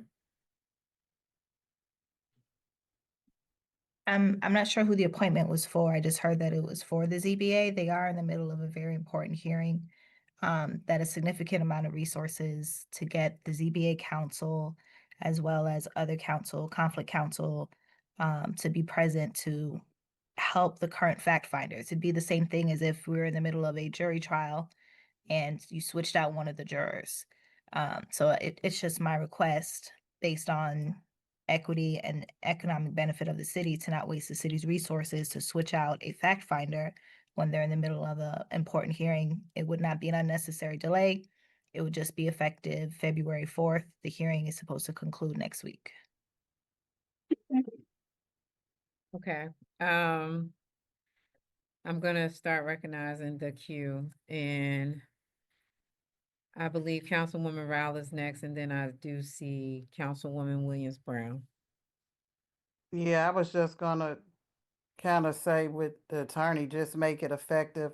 We did that at the last meeting with new board appointees. I think the date, we said the exact same thing at the last meeting. We adopted with their effective date just the day after they're supposed to conclude their process. All right, thank you. Councilwoman Williams Brown. Yes, thank you, Mayor, for recognizing me. And that was what I was going to say, because those were my board appointments that got notated for becoming effective on February the 4th. Okay. Because of the pending appeals case that's coming forward, I believe either the 2nd or the 3rd. Okay, thank you for that. I wish that we had known or that information was shared a little bit ahead of time, but thank you all for that information, and we'll make a note for the ZBA appointments to be effective February the 4th in conjunction with the other appointees that the council has. I do have a question. All right, let me make sure no one else is in the queue. Yes, Councilwoman Willis. Is this your request or is this the law? This is the request, and we will address that with Attorney Kelly at a later date. We're gonna go ahead and move through the agenda. Thank you. All right. So, and Mr. Clerk, you said you have noted all of those changes to the agenda? Yes, ma'am. All right, and it appears that there's no objection to the agenda. So as noted, we will go ahead and move forward. Mr. Clerk, can you please sound the next item? Next item is approval of city council meeting minutes. Regular meeting minutes, January 13th, 2026. Work session meeting minutes, January 13th, 2026. And alcohol zoning public hearing minutes, January 13th, 2026. All right, if there's no objection to the minutes, this will be approved as sounded. Motion to approve the minutes as sounded by the clerk. Right, we didn't need a motion, but yes. All right, Mr. Clerk, can you sound the next item? I withdraw my motion. Thank you. I'm sorry. You're fine. With the approval of the minutes, that brings us to the consent agenda, items A, items A and B. All right. Move to approve the consent agenda with the one noted change for February 4th. Second. All right, it has been moved and properly second. And Mr. Clerk, are we ready to take this vote by, Point of order. yes, ma'am. So once something has been published, I would ask, Mayor, if you would check with the city attorney. You can't, make changes on the consent agenda. What you can do is pull the item off and make the change. That's correct. All right. So the item that was. I withdraw my motion. I move that one appointment only and move it to additional items, I guess, at the end of the agenda. All right. So we will go ahead and remove that item from the consent agenda. So is there any objection to the consent agenda as amended? All right, Clerk, are we prepared to take this vote in this queue? Yes, it appears everyone is in the queue. All right, let's take this vote in the queue, please.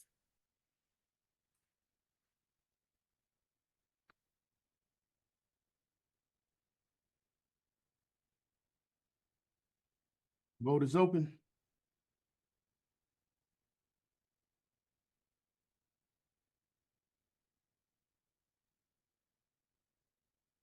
That motion was approved unanimously, 7-0 as amended. All right, Mr. Clerk, can you please sound the next item? That brings us to Roman numeral 9, alcohol license rezoning variance modification cases for motion and vote. Letter A, request council confirmation of the following recorded development plats as approved by the city engineer pursuant to section 4.2.2E of the subdivision regulations, appendix D, subsection 4.22E of the city's municipal codes calls for city council to confirm receipt of all recorded plats. All recorded plats have been received and logged by Fulton County Superior Court at this time. Number 1, confirm minor plat for 3600 Buffington Circle, located in Council District 5. This minor plat is for the combination of 2 tracts into 1 parcel, being a total of 9.832 acres. And 2, confirm the final plat for the enclave at Stonewall Tell, located in Council District 2. This final plat is to establish the 48-lot subdivision of enclave at Stonewall Tell on a total of 54.08 acres. All right, and Mr. Clerk, you can continue all the way through those items. Do we have to, it doesn't appear that we have to hear them individually, so you can sound all those items. Okay, the next case is letter B. This is the alcohol license case. The applicant, Kazi Sarajul, doing business as Big A Shell Food Mart, has applied for an alcohol license for the retail sale of beer and wine located at 7100 Old National Highway, Riverdale, Georgia, 30296. This request is for a change of ownership. It's located in Council District 7. Letter C, case U25-013, an application by Early Rocket requesting a special use permit to allow a group residence for 69 children in CUP on the Old National Overlay at 120 Canewood Court East. It's located in Council District 6. Staff recommendation, approval conditional, and Planning Commission recommendation, denial. And the last case under Roman numeral 9 is case M25-003, an application by Sean Slaughter, care of Robinson Happy Homes, requesting a modification to zoning condition 3B of zoning case 2001Z-0121 to reduce the required 50-foot principal building setback from peripheral property lines adjoining property to a 20-foot principal building setback for lot 226 in the CUP zoning district. The property is located at 969 Brookmere Court. It's located in Council District 3. and staff recommendation was approval. All right. If there's no objections to items A through D, it will be approved by unanimous consent. Are there any objections? All right. Items A through D is approved for unanimous consent. Mr. Clerk, can you please sound the next items? That brings us to public comments. Madam Mayor and members of council, as I communicated to you earlier today, we did receive 23 speakers cards, written format only. We have 6 citizens who have signed up for Zoom. You have allotted 30 minutes for your public comment. With that, Madam Mayor, if I can proceed with reading the speakers who have joined our Zoom this evening. Please proceed.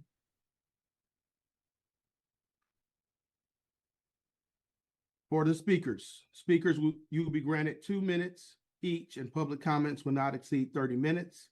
Speakers will not be allowed to yield or donate their time to other speakers. Speakers must identify themselves and their addresses prior to speaking. Speakers may only address the presiding officer and shall observe all rules of decorum. No debate, disrespect, or obscenity shall be tolerated. The presiding officer shall rule any such individual out of order that fails to comply with the foregoing. With that read into the record, as I call your name, please unmute yourself. You will have 2 minutes to make your statement, and then you will be notified when it's complete. The first speaker is Deanna Respis, then Penny Webster Lewis, and then Kip Carr. So Ms. Respis, if you're on, please unmute yourself, and you have 2 minutes to make your comment. Okay, Mr. Clerk, I am on. Can you hear me? Yes, you may begin. Okay. All right, thank you. So my name is Deanna Respers, and I live in District 3 on Butner. I'm on tonight to respectfully ask this council not to continue to pursue the repeal of the gas station ordinance, and instead slow down this process to allow for community input, transparency, and smarter policymaking. This current ordinance exists for a reason. Many of you voted for it, and you know that it provides objective guardrails, distance requirements, buffers, and use standards that protect residential neighborhoods, schools, and churches from overconcentration. Eliminating those standards entirely does not create flexibility. It creates subjectivity, exposes the city to spot zoning claims, and increases litigation risk. Opposition to a full repeal is not anti-business. It is pro-planning, pro-neighborhood stability, and pro-public safety. Gas stations bring increased traffic, alcohol sales, and tobacco sales. Lighting impacts and security costs and environmental risks, especially when placed too close to homes. These impacts are long-term, while promised economic benefits are often overstated or simply shift sales from one corner to another. If there are corridors where placement makes sense, then let's identify them together, deliberately, the way the city already did with Fulton Industrial. This is smart planning. Eliminating the standard citywide is not.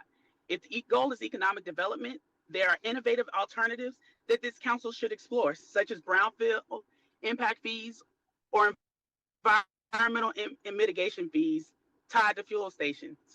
These revenues could directly fund cleanup, infrastructure improvements, and other code enforcement, ensuring the city actually captures the value from these developments. Most importantly, residents deserve a seat at the table. A policy of this magnitude should not be rushed. I urge you to pause the repeal, engage the community, and refine rather than remove the protections that help South Fulton grow responsibly. Thank you, and have a good night. Thanks for your time.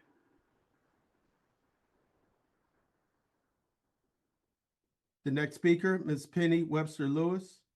If you're on to this evening, please unmute yourself. You have 2 minutes. Thank you, Mr. Clerk. Good evening, Mayor and Council. I'm Penny Webster Lewis, resident of District 2, and I too stand in opposition to the proposed legislation to repeal Ordinance 2021-003. The ordinance, as my predecessor spoke of, provides protections not only to homeowners, but to neighborhoods and the community culture. If the ordinance is repealed with nothing to replace it, there'll be nothing to protect the communities that we've grown to love and want to see thrive. There'll be nothing to stop a development from being placed, a gas station from being placed across the street from residential neighborhoods with no buffer, no zone requirements, no limits to the distance between gas stations. As we approach 2030, there'll be less demand for fossil fuel and more demand for e-vehicle charging stations. I'm not sure that we're doing all that we can to prepare for the future by continuing to deal with this relic of a gas station. There's several questions that come to mind in addition. What will come of the land that that houses these gas stations, these fuel tanks that are underground? How will that be mitigated? It's not clear. What protections will there be for areas that aren't on public water or sewer when ground contamination can actually impact the quality of their life or their health? There needs to be thoughtful planning and something that provides protections prior to repealing this ordinance, which has stood for no less than 4 years. We're asking you to slow down and to be more thoughtful about what we do in place of the current ordinance, but not eliminating the ordinance first before we have something to protect the citizens and the safety of our city. And I thank you for your time and attention. Thank you, Ms. Webster Lewis. The next speaker is Mr. Kip Carr. Mr. Carr, if you're on the line, please unmute. You have 2 minutes. Thank you, Mr. Clerk. Mayor Gums, members of City Council. My name is Kip Carr. I live at 1308 Brook Forest Drive, Northeast Atlanta. Good to be with you virtually. I'm here to talk very briefly about a situation that occurred 2 months ago involving my family. In District 7, my cousin was the victim of an attempted carjacking. He was shot 7 times, and apparently it looks like this individual had been trying multiple times to steal his vehicle. He had to have about a half dozen or so surgeries. I would like to report to Mayor and Council that he is recovering.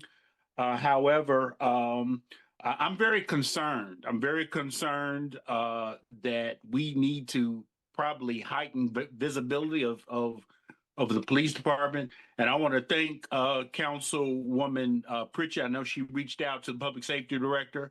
And Mayor Gums, I appreciate the wonderful conversation you and I had a couple of weeks ago. I would like to request for the record that there be a meeting with the family and I guess involve whoever you feel would be appropriate, because for this situation to occur in my family, I don't want it to occur with anybody else's family. And that's all that I have to say. And I look forward to seeing you soon in person. Thank you very much and have a wonderful evening and be sure to keep warm. Thank you. Thank you, Mr. Carr. The next speaker is Miss India Rice. Ms. Rice, if you're on the line, please unmute yourself and you have 2 minutes. Thank you. Hello, my name is India Rice. I'm a community member in District 7 looking for more information on the Microsoft data center on Stonewall Road. As I witness how data centers negatively impact Black and Brown communities across this country and displace our people, I've grown more concerned with how it's going to impact us. I would like to know when it will open, how it will impact our energy bills, if there's any protocols put in place to ensure that it doesn't harm our environment, and what type of jobs it will provide for the community. It's something that's been sitting on my heart for a minute. I've been eagerly awaiting its open, and I just want to make sure that our community is not harmed and our people are not displaced from a place that we've loved for so long. Thank you for the opportunity to speak. I look forward to hearing from you all. Thank you, Ms. Rice. The next speaker is Mr. Drew DeMann. Mr. DeMann, if you're on the line, please unmute yourself. You have 2 minutes.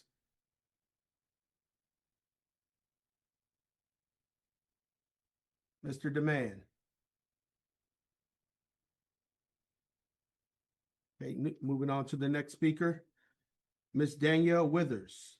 Ms. Withers, if you're on the line, please unmute yourself. You have 2 minutes.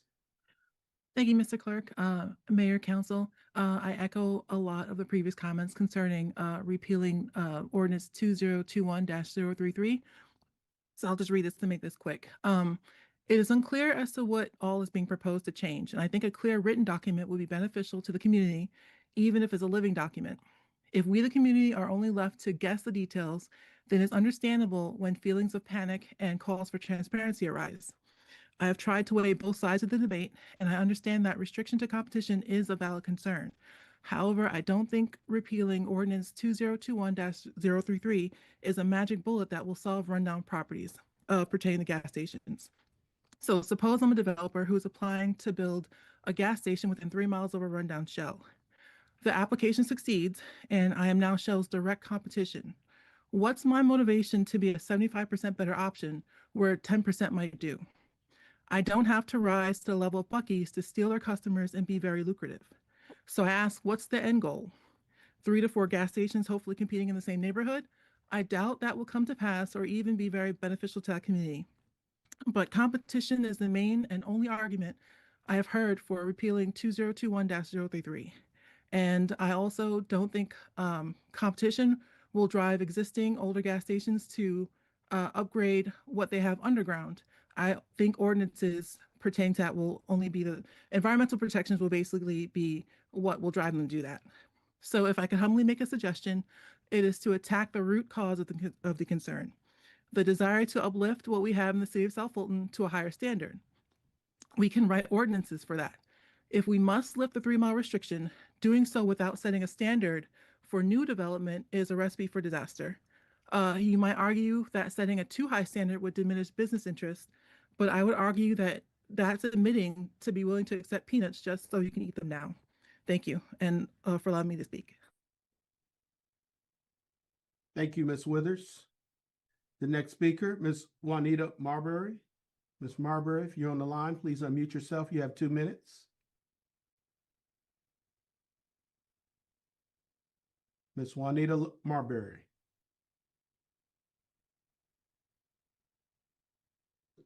There we are. Oh. Good afternoon. Good evening, and thank you, Tori. Good evening, Madam Mayor and Council, and congratulations on your new appointment.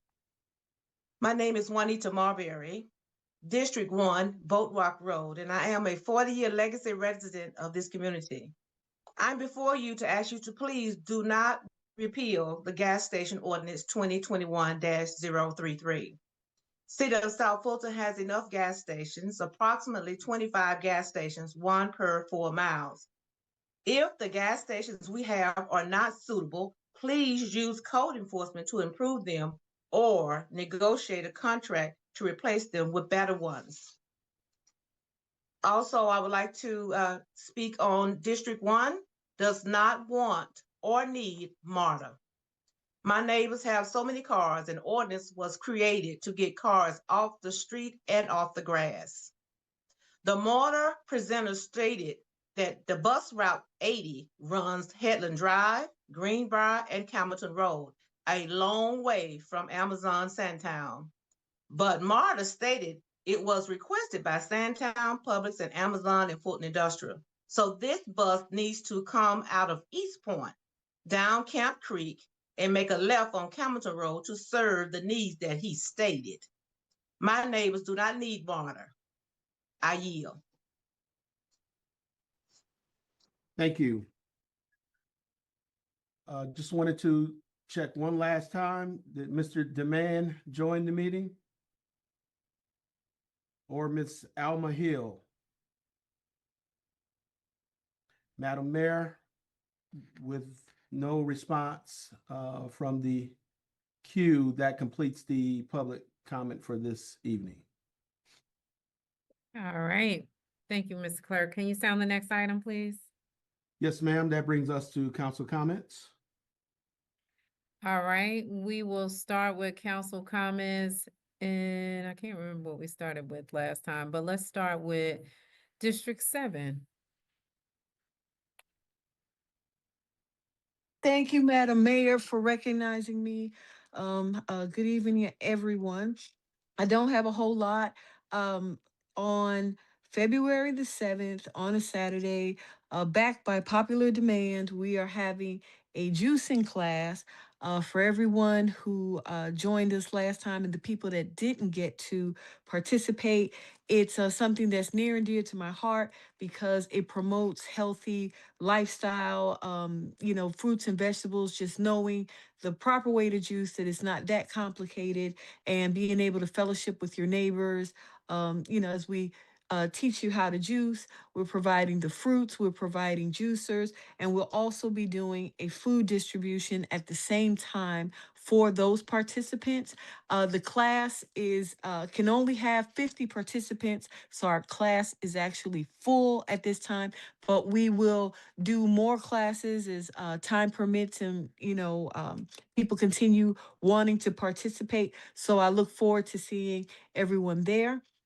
On February the 9th, which is that following Monday, we will have a town hall meeting at the Gladys S. Denard Library because there are a lot of different topics that we need to talk about, but mostly I want to hear from residents and the different concerns that they have as we start this new year and we bring the departments on to hear what's going on in the communities and the ways that they can assist and deal with some of these issues. We will have code enforcement, public works, the police department, and the fire department, and hopefully MARTA will show up too, so that we can talk about the new bus routes and how these type of things impact our communities. And then on February the 12th, the mayor and I will be hosting a business roundtable, which will be talking about the different issues that business owners face in our city, like the fact that we have about 11 zip codes and people don't know that we're South Fulton because they want to identify themselves as other city names, what they were used to. Different issues like interfacing with some of our departments for permitting and licensing and different things. So we want to make sure that business owners know that we're here to support them, that we're here to partner and work with them and assist them in any way we can. So this will be a lunch and learn, and we're putting out flyers today and putting out a link, and seating is limited as well. But I look forward to these different meetings so that we can get everyone involved and civically engaged. And with that, I yield. Thank you. All right. Thank you, Councilwoman Pritchett. Next, we will go to District 6. Councilwoman Natasha Williams Brown. Yes, thank you, Mayor. Greetings and salutations. Welcome to the sensational 6th District. On February the 6th from 11 to 1 p.m., Facts to Thrive in partnership with Georgia Power will be having their Friday Lunch and Learn in Krill Park. The focus for this month's Lunch and Learn will be on how to prevent slip and falls for our silver seniors. So please do come out for this Lunch and Learn workshop because that will be valuable information, particularly as we progress through the winter holidays and, forecast of additional ice. As well, I will be hosting a town hall meeting on February the 17th at the Economic Development Office. Please do look out for more information on that. And our monthly food giveaway in partnership with the Atlanta Community Food Bank is scheduled for the end of the month, February 28th. And all of this information will be forthcoming in my newsletter that will be out, my next newsletter that will be coming out. As always, these have been your church announcements for the week. Please govern yourselves accordingly. Madam Mayor, I yield. All right. Thank you for that awesome report. I am moving on to District 5, Mayor Pro Tem Kiosha Bell. Thank you and good evening, everybody. Thank you for tuning in. Hope you are staying safe and warm. And again, hey, as we get prepared for keeping it live in District 5, I want to encourage all of our residents to come out and mark your calendars for February the 5th at Burdette Park from 6 p.m. to 8 p.m. This will be our City of South Fulton's Comprehensive Development Plan Community Engagement Meeting. Very, very important that you come out, you really let us know your thoughts, your concerns. This is the time to review all of the input that we have received from residents as it relates to our comprehensive plan. So I do encourage our residents, any residents are always welcome, but District 5, I need you to show up and show out on February the 5th from 6 to 8 p.m. at Burdette Park. I do want to give some thank yous. I want to thank all of the residents. We had residents from District 1 all the way through 7 who attended the D5 Town Hall meeting last week. And so I just want to say thank you. We had a great time being able to address complex situations and matters as it relates to our city and specifically in District 5. I also want to give a special thanks to Parks and Recreation for being there and presenting all of the great works that are coming and have taken place at Burdette. I also want to give special thanks to our Code Enforcement Department. Thank you for all the continued work. I had the pleasure of doing another ride along all throughout District 5 and through our city, and I really encourage individuals to make sure that you're utilizing See-Click Fix. But I can assure that residents, they have heard your concerns. They have it locked and loaded already and have been taking care of it. They're very knowledgeable about the district and our community. So I just want to give some special thanks to Code Enforcement Department, all of the members of that team that patrol Districts 5, 6, and 7, as well as the entire city, as well as District 5. And my last thanks is to our public safety departments, the fire and police departments, Parks and Recreation, Public Affairs, leadership, and for everyone that kept our residents safe. I know that they were predicting inclement weather and snow and, ice. And unfortunately, we didn't get the snow, but we still were all safe. And so I just want to say thank you for actively engaging with the residents to keep our residents and our communities safe, keep the roads safe during this time, as well as for providing any type of assistance for our warming station that is located at Burdette Park. So again, thank you all, and that's all I have. All right, thank you, Mayor Pro Tem. We are going down to District 4, Councilman Sebastian. Good evening, everybody from the Fantastic Fourth. I just want to remind folks that on February 5th, we have District 4 Town Hall, the first one at Fire Station 6, our newly renovated Fire Station 6 community room. And we're gonna have Madam City Manager there to give an update and to talk about the project that's coming at City Grove Park, the community center at City Grove Park, and other things around the city. And also, we're going to have Dr. Reginald Parker to talk to us about some green energy options that can save you money on your energy bills, and maybe how you can, get some money to improve some repairs at your home too. As well as happening on the 15th of February at Elegant Occasions at 7580 Springboks Drive. Over here in District 4, our 55 plus senior Valentine's brunch and gala. So we're looking forward. It's a very small venue, so space is unlimited. We found a few more seats today, so we opened a few more. So if you tried to register before and you did not, you may want to try this evening to see if you can get a seat. And that's all I have reporting from the 4th District. All right, thank you, Councilman Sebastian. We're moving on to District 3, Councilwoman Willis.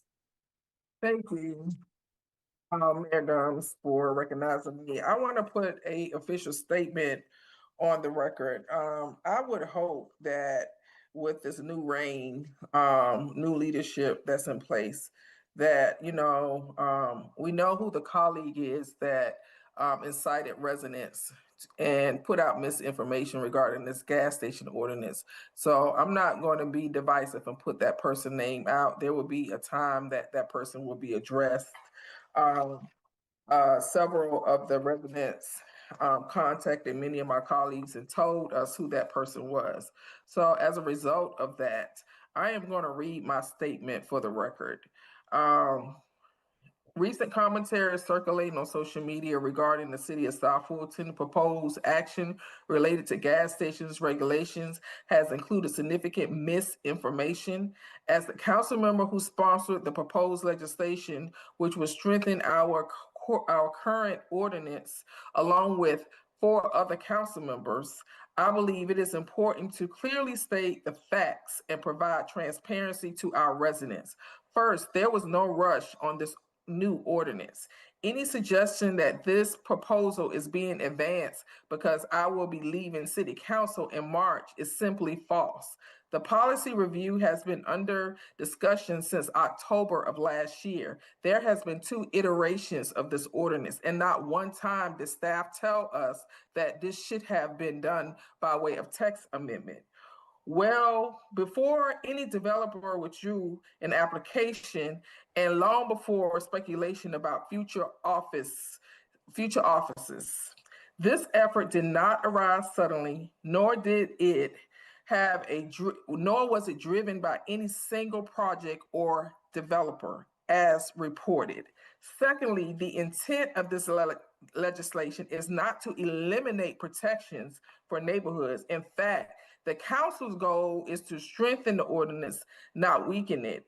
While the original 2021 ordinance, which was waived by the original author of the 2021 ordinance to bring a gas station in their jurisdiction, it had rigid 3-mile separations requirement between the gas stations. The proposed changes, we're going to focus on a more balanced approach while not impacting new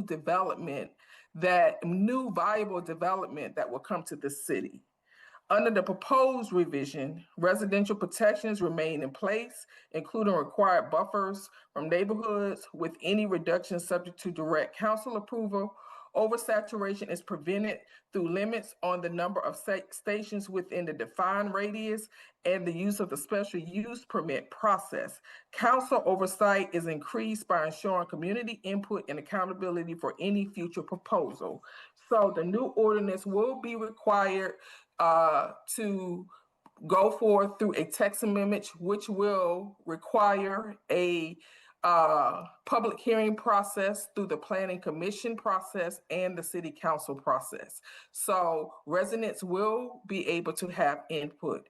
We, as a supermajority council, are making changes to this ordinance because this ordinance is impacting several viable gas station developments throughout this entire city that would be good for economic development and will bring modernized gas stations. We have gas stations that currently exist in our city that have become crime havens, that have become a breed for loitering, and that do not have modernized gas stations. Yes, we do have code enforcement in effect, but we cannot force business owners to modernize their gas stations. With that being said, I thank all residents who have come to this council meeting today to voice their concerns and their opinions. And I have received emails from several residents, and thank you for your opinions. We look forward to working with you through this process. With that being said, I would like to encourage all residents to come to the Welcome All Comprehensive Development Plan meeting that is scheduled at Welcome All Park on let me tell you, Monday, February 2nd from 6 to 8 p.m. to help us pull together one of the most important documents in the zoning process, which is our future land use plan. We're asking you to come out to be a part of the process and tell us how you would like to see this city plan in the future. I want to thank all my volunteers who showed up to the MLK Give Back, the Kappa Leagues, Ms. AJ, and any other volunteers, the mayor, Commissioner Arrington. We had an amazing time with 500 people that were served with fresh fruit, vegetables, and they got an opportunity to recycle their paper. Thank you so much for your participation in keeping our city clean. Thank you for recognizing me, Mayor, and you all have a great day and continue to stay warm. And I want to thank all the staff for keeping us safe during our supposed snowstorm. But we didn't really have any major events, but I want to thank you for preparing us and keeping us safe. Have a great day. All right, thank you, Councilwoman Willis. We're moving on to District 2, Councilmember Aaron Johnson. Madam Mayor, how are you?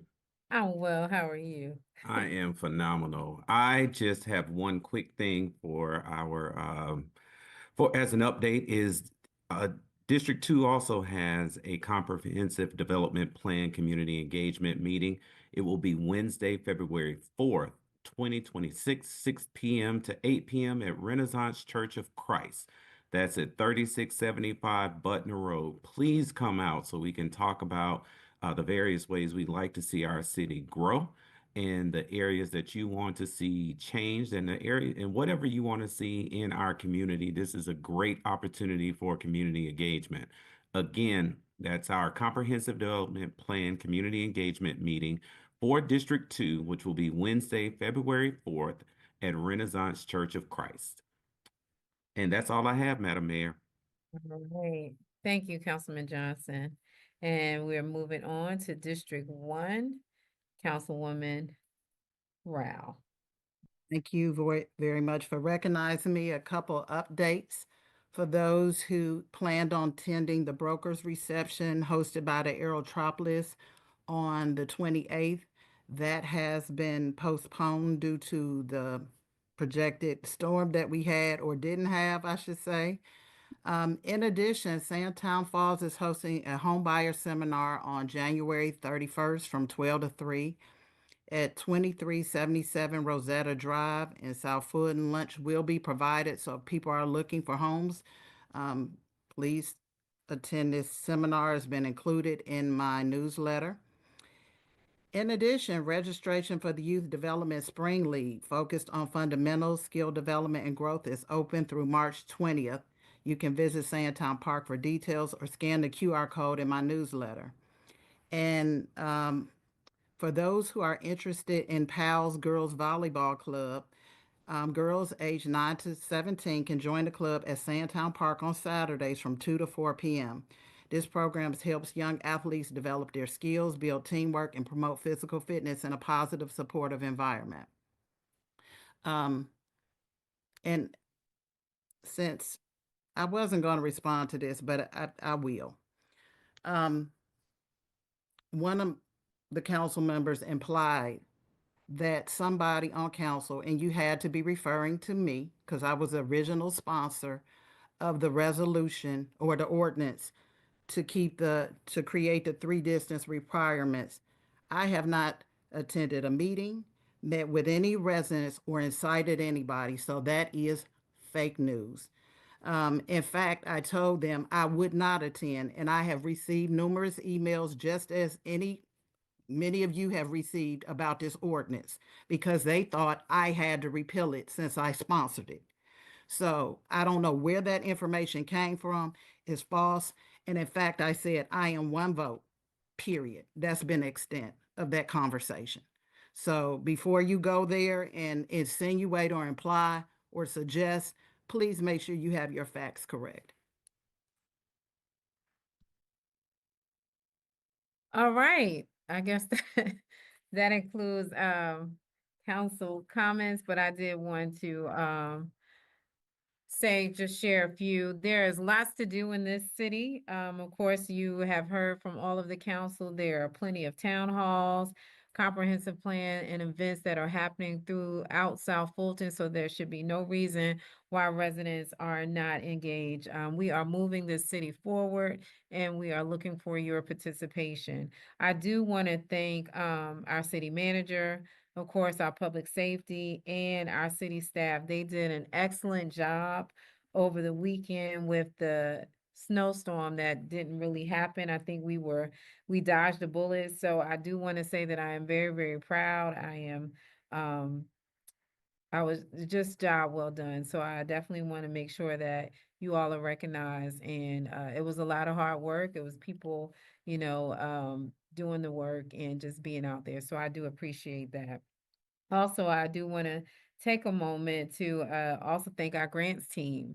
As you can see that the South Fulton is moving forward. We're getting lots of money in the door, and I am very thankful, and I believe the rest of the council as well, for the job that the grants team is doing along with the leadership of our city manager. So thank you for that. And that is all that I have at this point in time. We do have a senior event that is sold out. Looking for some additional sponsors so we can get more people in the door, but more to come on that. And that will be on February the 13th at Eden Ranch. However, like I shared before, there's plenty to do in this city. So again, thank you all for being engaged. And that concludes my comments. And I will ask Mr. Clerk to sound the next item. Yes, ma'am. That brings us to Roman numeral 12, agenda items. Under letter A, administration. Have number 1, a resolution authorizing submission of grant application in the amount of $500,000 to the Georgia Department of Community Affairs Community Home Investment Program to secure additional funding for the Senior Homeowner Rehabilitation Program and execution of a grant agreement and other necessary documentation, if awarded, providing for an effective date. If awarded, the funding will be leveraged with the Community Development Block Grant funding approved by the City Council to increase the number of seniors that can be assisted through the program. All right. I do believe that the council has had an opportunity to review these items. If there is no objections to items 12A through B, we can adopt this by gross unanimous consent. I have an objection, or at least I'm going to decline on A3. On A3. Okay. And I'd like to speak on that issue as well. All right. So one moment. If we have unanimous consent with the exception of item A3, are we able to move forward? Yes. Yes. All right. Yes. So all items except for C. item A3 is approved by unanimous consent. Clerk, can you please sound item A3? Item A3, a request council approval of a resolution of the City Council of the City of South Fulton regarding potential liability of city elected officials, appointed officials, and employees. This is sponsored by Mayor Gums. All right. So yes, this is an item that we do have this in our repertoire of information, but this is kind of like a reminder to remind you as council that you have this. Most cities every year at the beginning of their council meetings renew this. We've got this from Peachtree City and some other cities that have the same thing. So this is just a reminder that you have this as a simple protection as far as liability. Nothing has been changed, but this is just information that has been pulled out to make sure that you all are aware of any type of liabilities that may happen. So I guess, Councilwoman Rao, you had a question? Yes, I do. Thank you. So I guess this is more of a question for legal, because I know we're indemnified in our official capacity. What was concerning to me when I read it, because I didn't remember the original coverage covering, does it specifically deal with ethics complaints? And What- that's what I thought it was singling out. No, it wasn't. So there were several provisions in this legislation that are consistent with what's in our charter, as well as our the section of the ordinances that deal with when elected officials are given legal counsel and what's covered. There is not currently a provision without this resolution regarding the indemnification of ethics complaints. That is something that is separate, but all the other provisions are consistent with what we already have on the books. Follow on question. If I know our practice has been that our attorneys through our insurance, if it was something that was covered, they cover it. And if I recall, we implemented what was best practices when we indemnified ourselves because we previously did not have it. Then we put it in place after we had several hearings. And again, that the attorneys look at the facts of the case and they determine if the coverage is in effect. That's our current policy.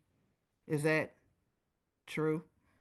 Yes, that's consistent with my understanding. I do want to point out, though, in this resolution, that it does not cover things like malicious intent and things of that nature. So it's not specifically at the bottom of page 1. It says the indemnification shall not apply to those individuals who acted oppressively, maliciously, corruptly, or without authority of law as defined under OCGA 36-33-4. So it's not a full and complete indemnification no matter what. There are some limitations according to state law.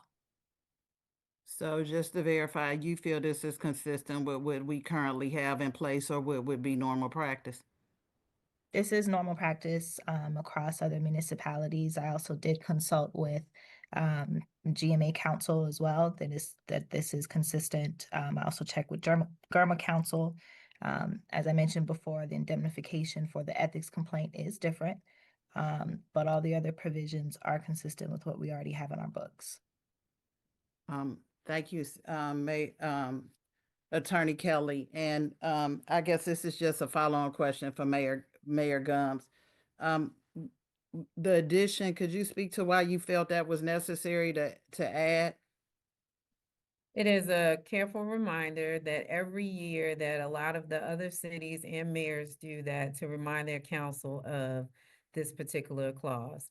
So it's nothing that I was done differently, and that is the reason why I did it. I wanted to bring it to you all's attention so you all will be aware. It's a standard practice that other mayors across the city do. Okay, but I just want everybody to know that is different. So again, that's fine. I have a question. Or do I need to go? Are you done, Councilwoman Rao? Yeah, that's fine. I'll yield. Councilwoman Willis. So Mayor, do you mind if I ask Attorney Kelly, what exactly is this? I guess my understanding is someone files an ethics complaint against a council member and they have to retain legal representation. If they are found not guilty or if it's unfounded and they get a certain amount of their representation refunded, correct?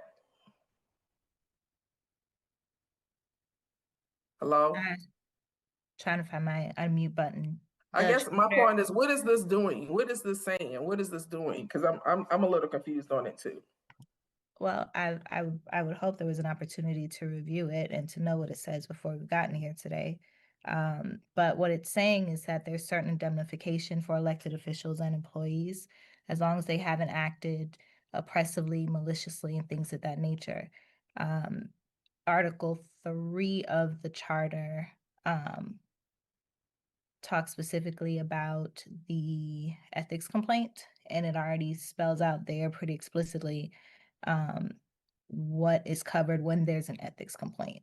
So the addition of this language, and I know that this language was taken from Peachtree City, their charter reads a little bit differently than ours, but the other provisions of this resolution are already covered, that if you are charged or accused as an elected official, as long as you are acting within your official capacity, as long as you're not acting maliciously or outside the color or the power of the law, then there's indemnification. But the ethics complaint in particular is different compared to what's in our charter. So I also would like to add, if it's possible, is there anywhere possible that when for us to add to this, if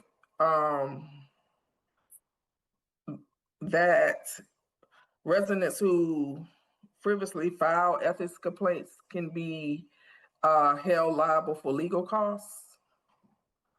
That's a determination that the ethics panel can make. There may be some questions as far as enforceability on how an ethics panel would enforce that. So they can make that ruling that a citizen who made a frivolous ethics complaint should be liable for the attorney's fees, but that may be a bit difficult to enforce. Okay, and what do you mean if you had an opportunity to read this? Because Mayor Gums has been doing an excellent job with getting our agenda out, like very timely before we have our council meeting. I think we got this agenda like last Tuesday. I agree. If I can point to your comment was along the lines of what does this say and what does this mean? My comment was directly in response to you saying, or at least opining or inferring that you didn't know what it said or what it meant. Yeah, so that's why I was asking you, like, is this something different from what is spelled out in the charter? Is this something in addition to what is spelled out in the charter? That was my question. And then I waited for you to respond. And so I believe I responded that the other provisions, with the exception of the indemnification for the ethics complaint, is consistent with what's already in our charter. All right, so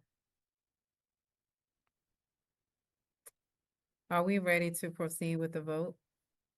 yes, I am. I think Councilwoman Pritchett is in the queue. Councilwoman Pritchett? Yep, that would be correct. Thank you for acknowledging me.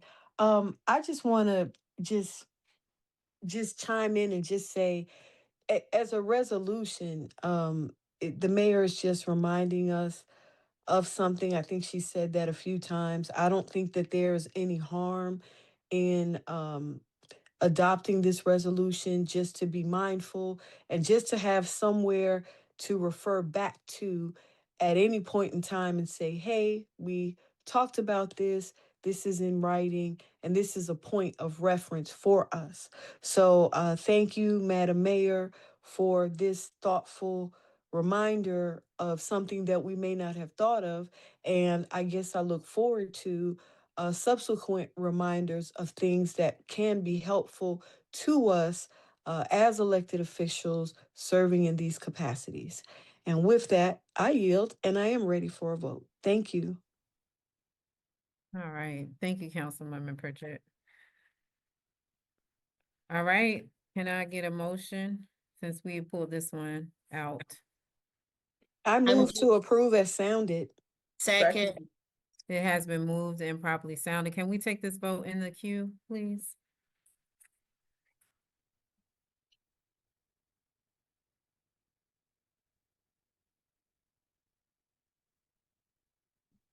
Vote is open.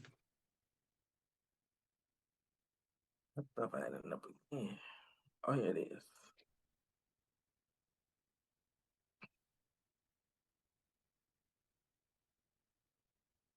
Councilwoman Willis, your mic is unmuted. Thank you. Have all members voted? Okay. That item was approved, 6-0 to 1 abstention. All right, that one abstention. Can they please identify why they abstain? This is Councilwoman Rao. I didn't have it. I wanted to be really clear if there was coverage included or not, and I don't feel like I really was clear. So I didn't feel comfortable voting on it. I had put these comments in the portal, and so. Point of order.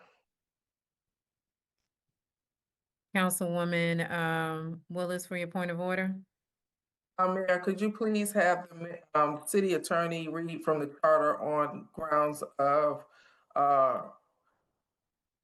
We'll make it no jurisdiction? then, just to make it clean. It's fine. All right. Mr. Clerk, can you please sound the next item? So that that brings us to Roman numeral. This is 13 walk-on items. We have the items that were approved or that to be added to the agenda. We have number one, the following events: February 28th, District 3, the produce giveaway. District 1, town hall meeting, date to be determined in February. We have District 3, March 3rd, town hall meeting. We have District 7, town hall meeting at the Denard Library on February 29th. We have District 7, juicing and food distribution event on February 7th at Creel Park. And we have District 7, business roundtable at the Economic Development Office on February 12th. Those events were added to the agenda for a vote. And then separately, we have a zoning case that was up for first read, which I understand Councilmember Willis is going to move to approve. All right, so if there are no objections to the walk-on items, can we consider that through unanimous consent? Yes, Yes. Madam Mayor. Madam Mayor, I have a question. Yes, Councilwoman Pritchett. So, I don't know, did I miss something, on section B, 1, 2, 3, 1, 2, 1, items number 1, 2, and 3? Yes, we did A through B with the exception of item A3. Okay, understood. Mhm. Thank you very much. You're welcome. All right. Mr. Clerk, I believe we need to hear item 4, Councilwoman Willis's case. Yes, ma'am. So that item is it's on for our first read. This is a request approval of a zoning ordinance for KZ 25-036, CDP 25-015, an application by BTR Group, care of Hakeem Hilliard, requesting rezoning from AG1 to AL to develop 162 units on 6.3 acres at 5090, 5050, and 0 Southwood Road. A future land use amendment from agricultural neighborhood to suburban neighborhood 2 is also requested. It's located in Council District 3. Staff recommendation was denial, and Planning Commission recommendation, I believe Mr. Williams said that there was a tie. Because the chair didn't show up. Yes. I would like to move to waive the first read and approve as sounded by the clerk with the conditions included into the case. That's my motion. I'm motioning to approve. Hello, I need a second.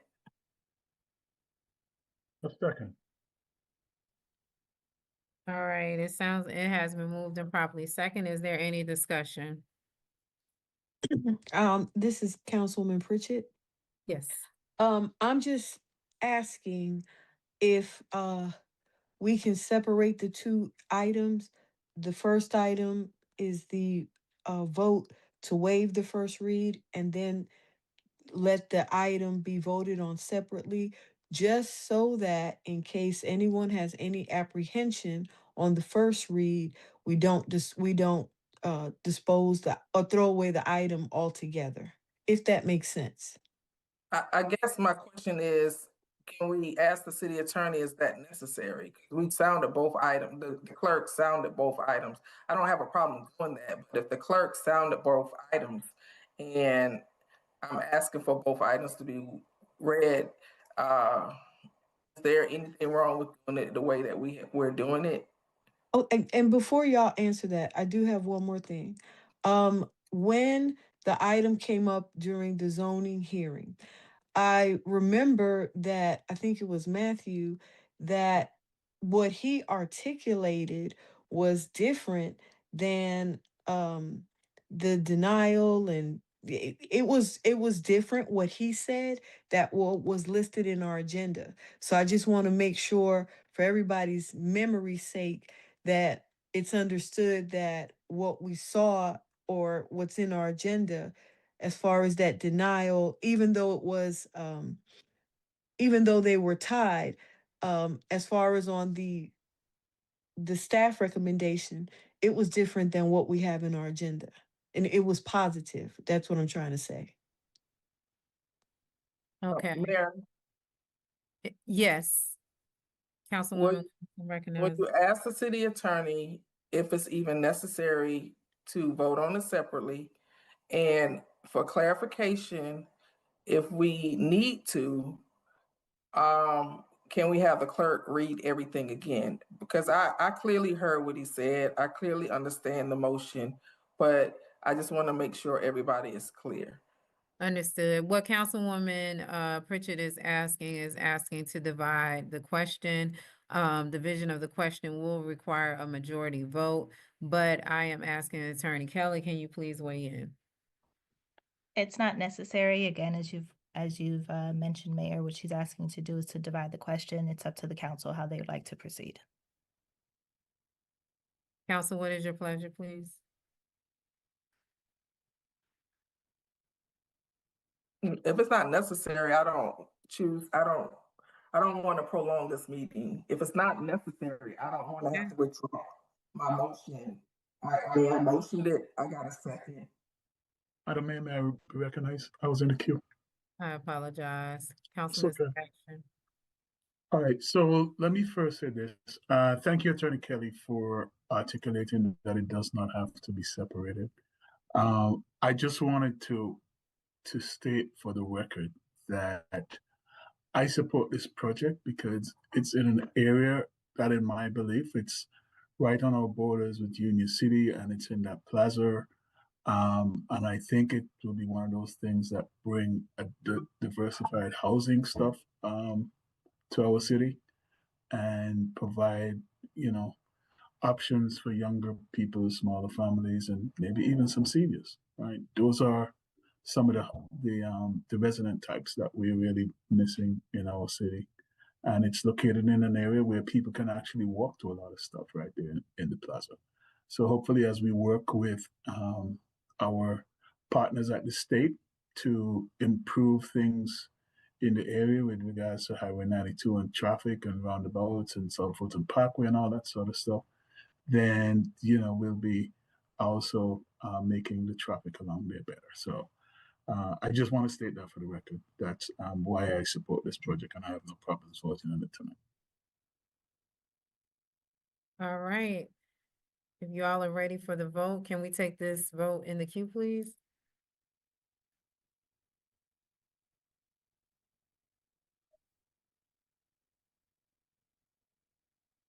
The vote is open.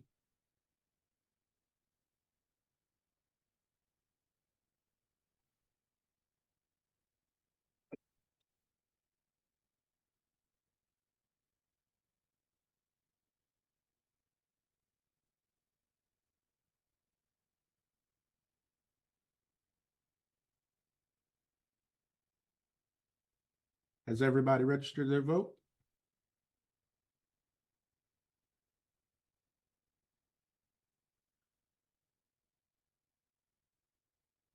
That motion was approved unanimously, 7-0.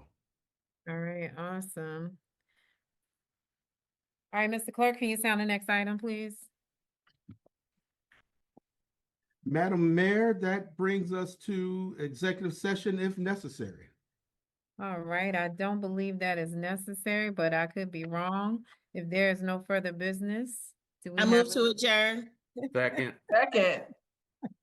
Well, y'all don't even have to adjourn. But since there's no further business, thank you, council, for your work today, and I hope you all have a good evening. This meeting is now adjourned at 8:26. Well, you have y'all. broken some Thank y'all, records here, Madam Madam Mayor. Mayor. All right.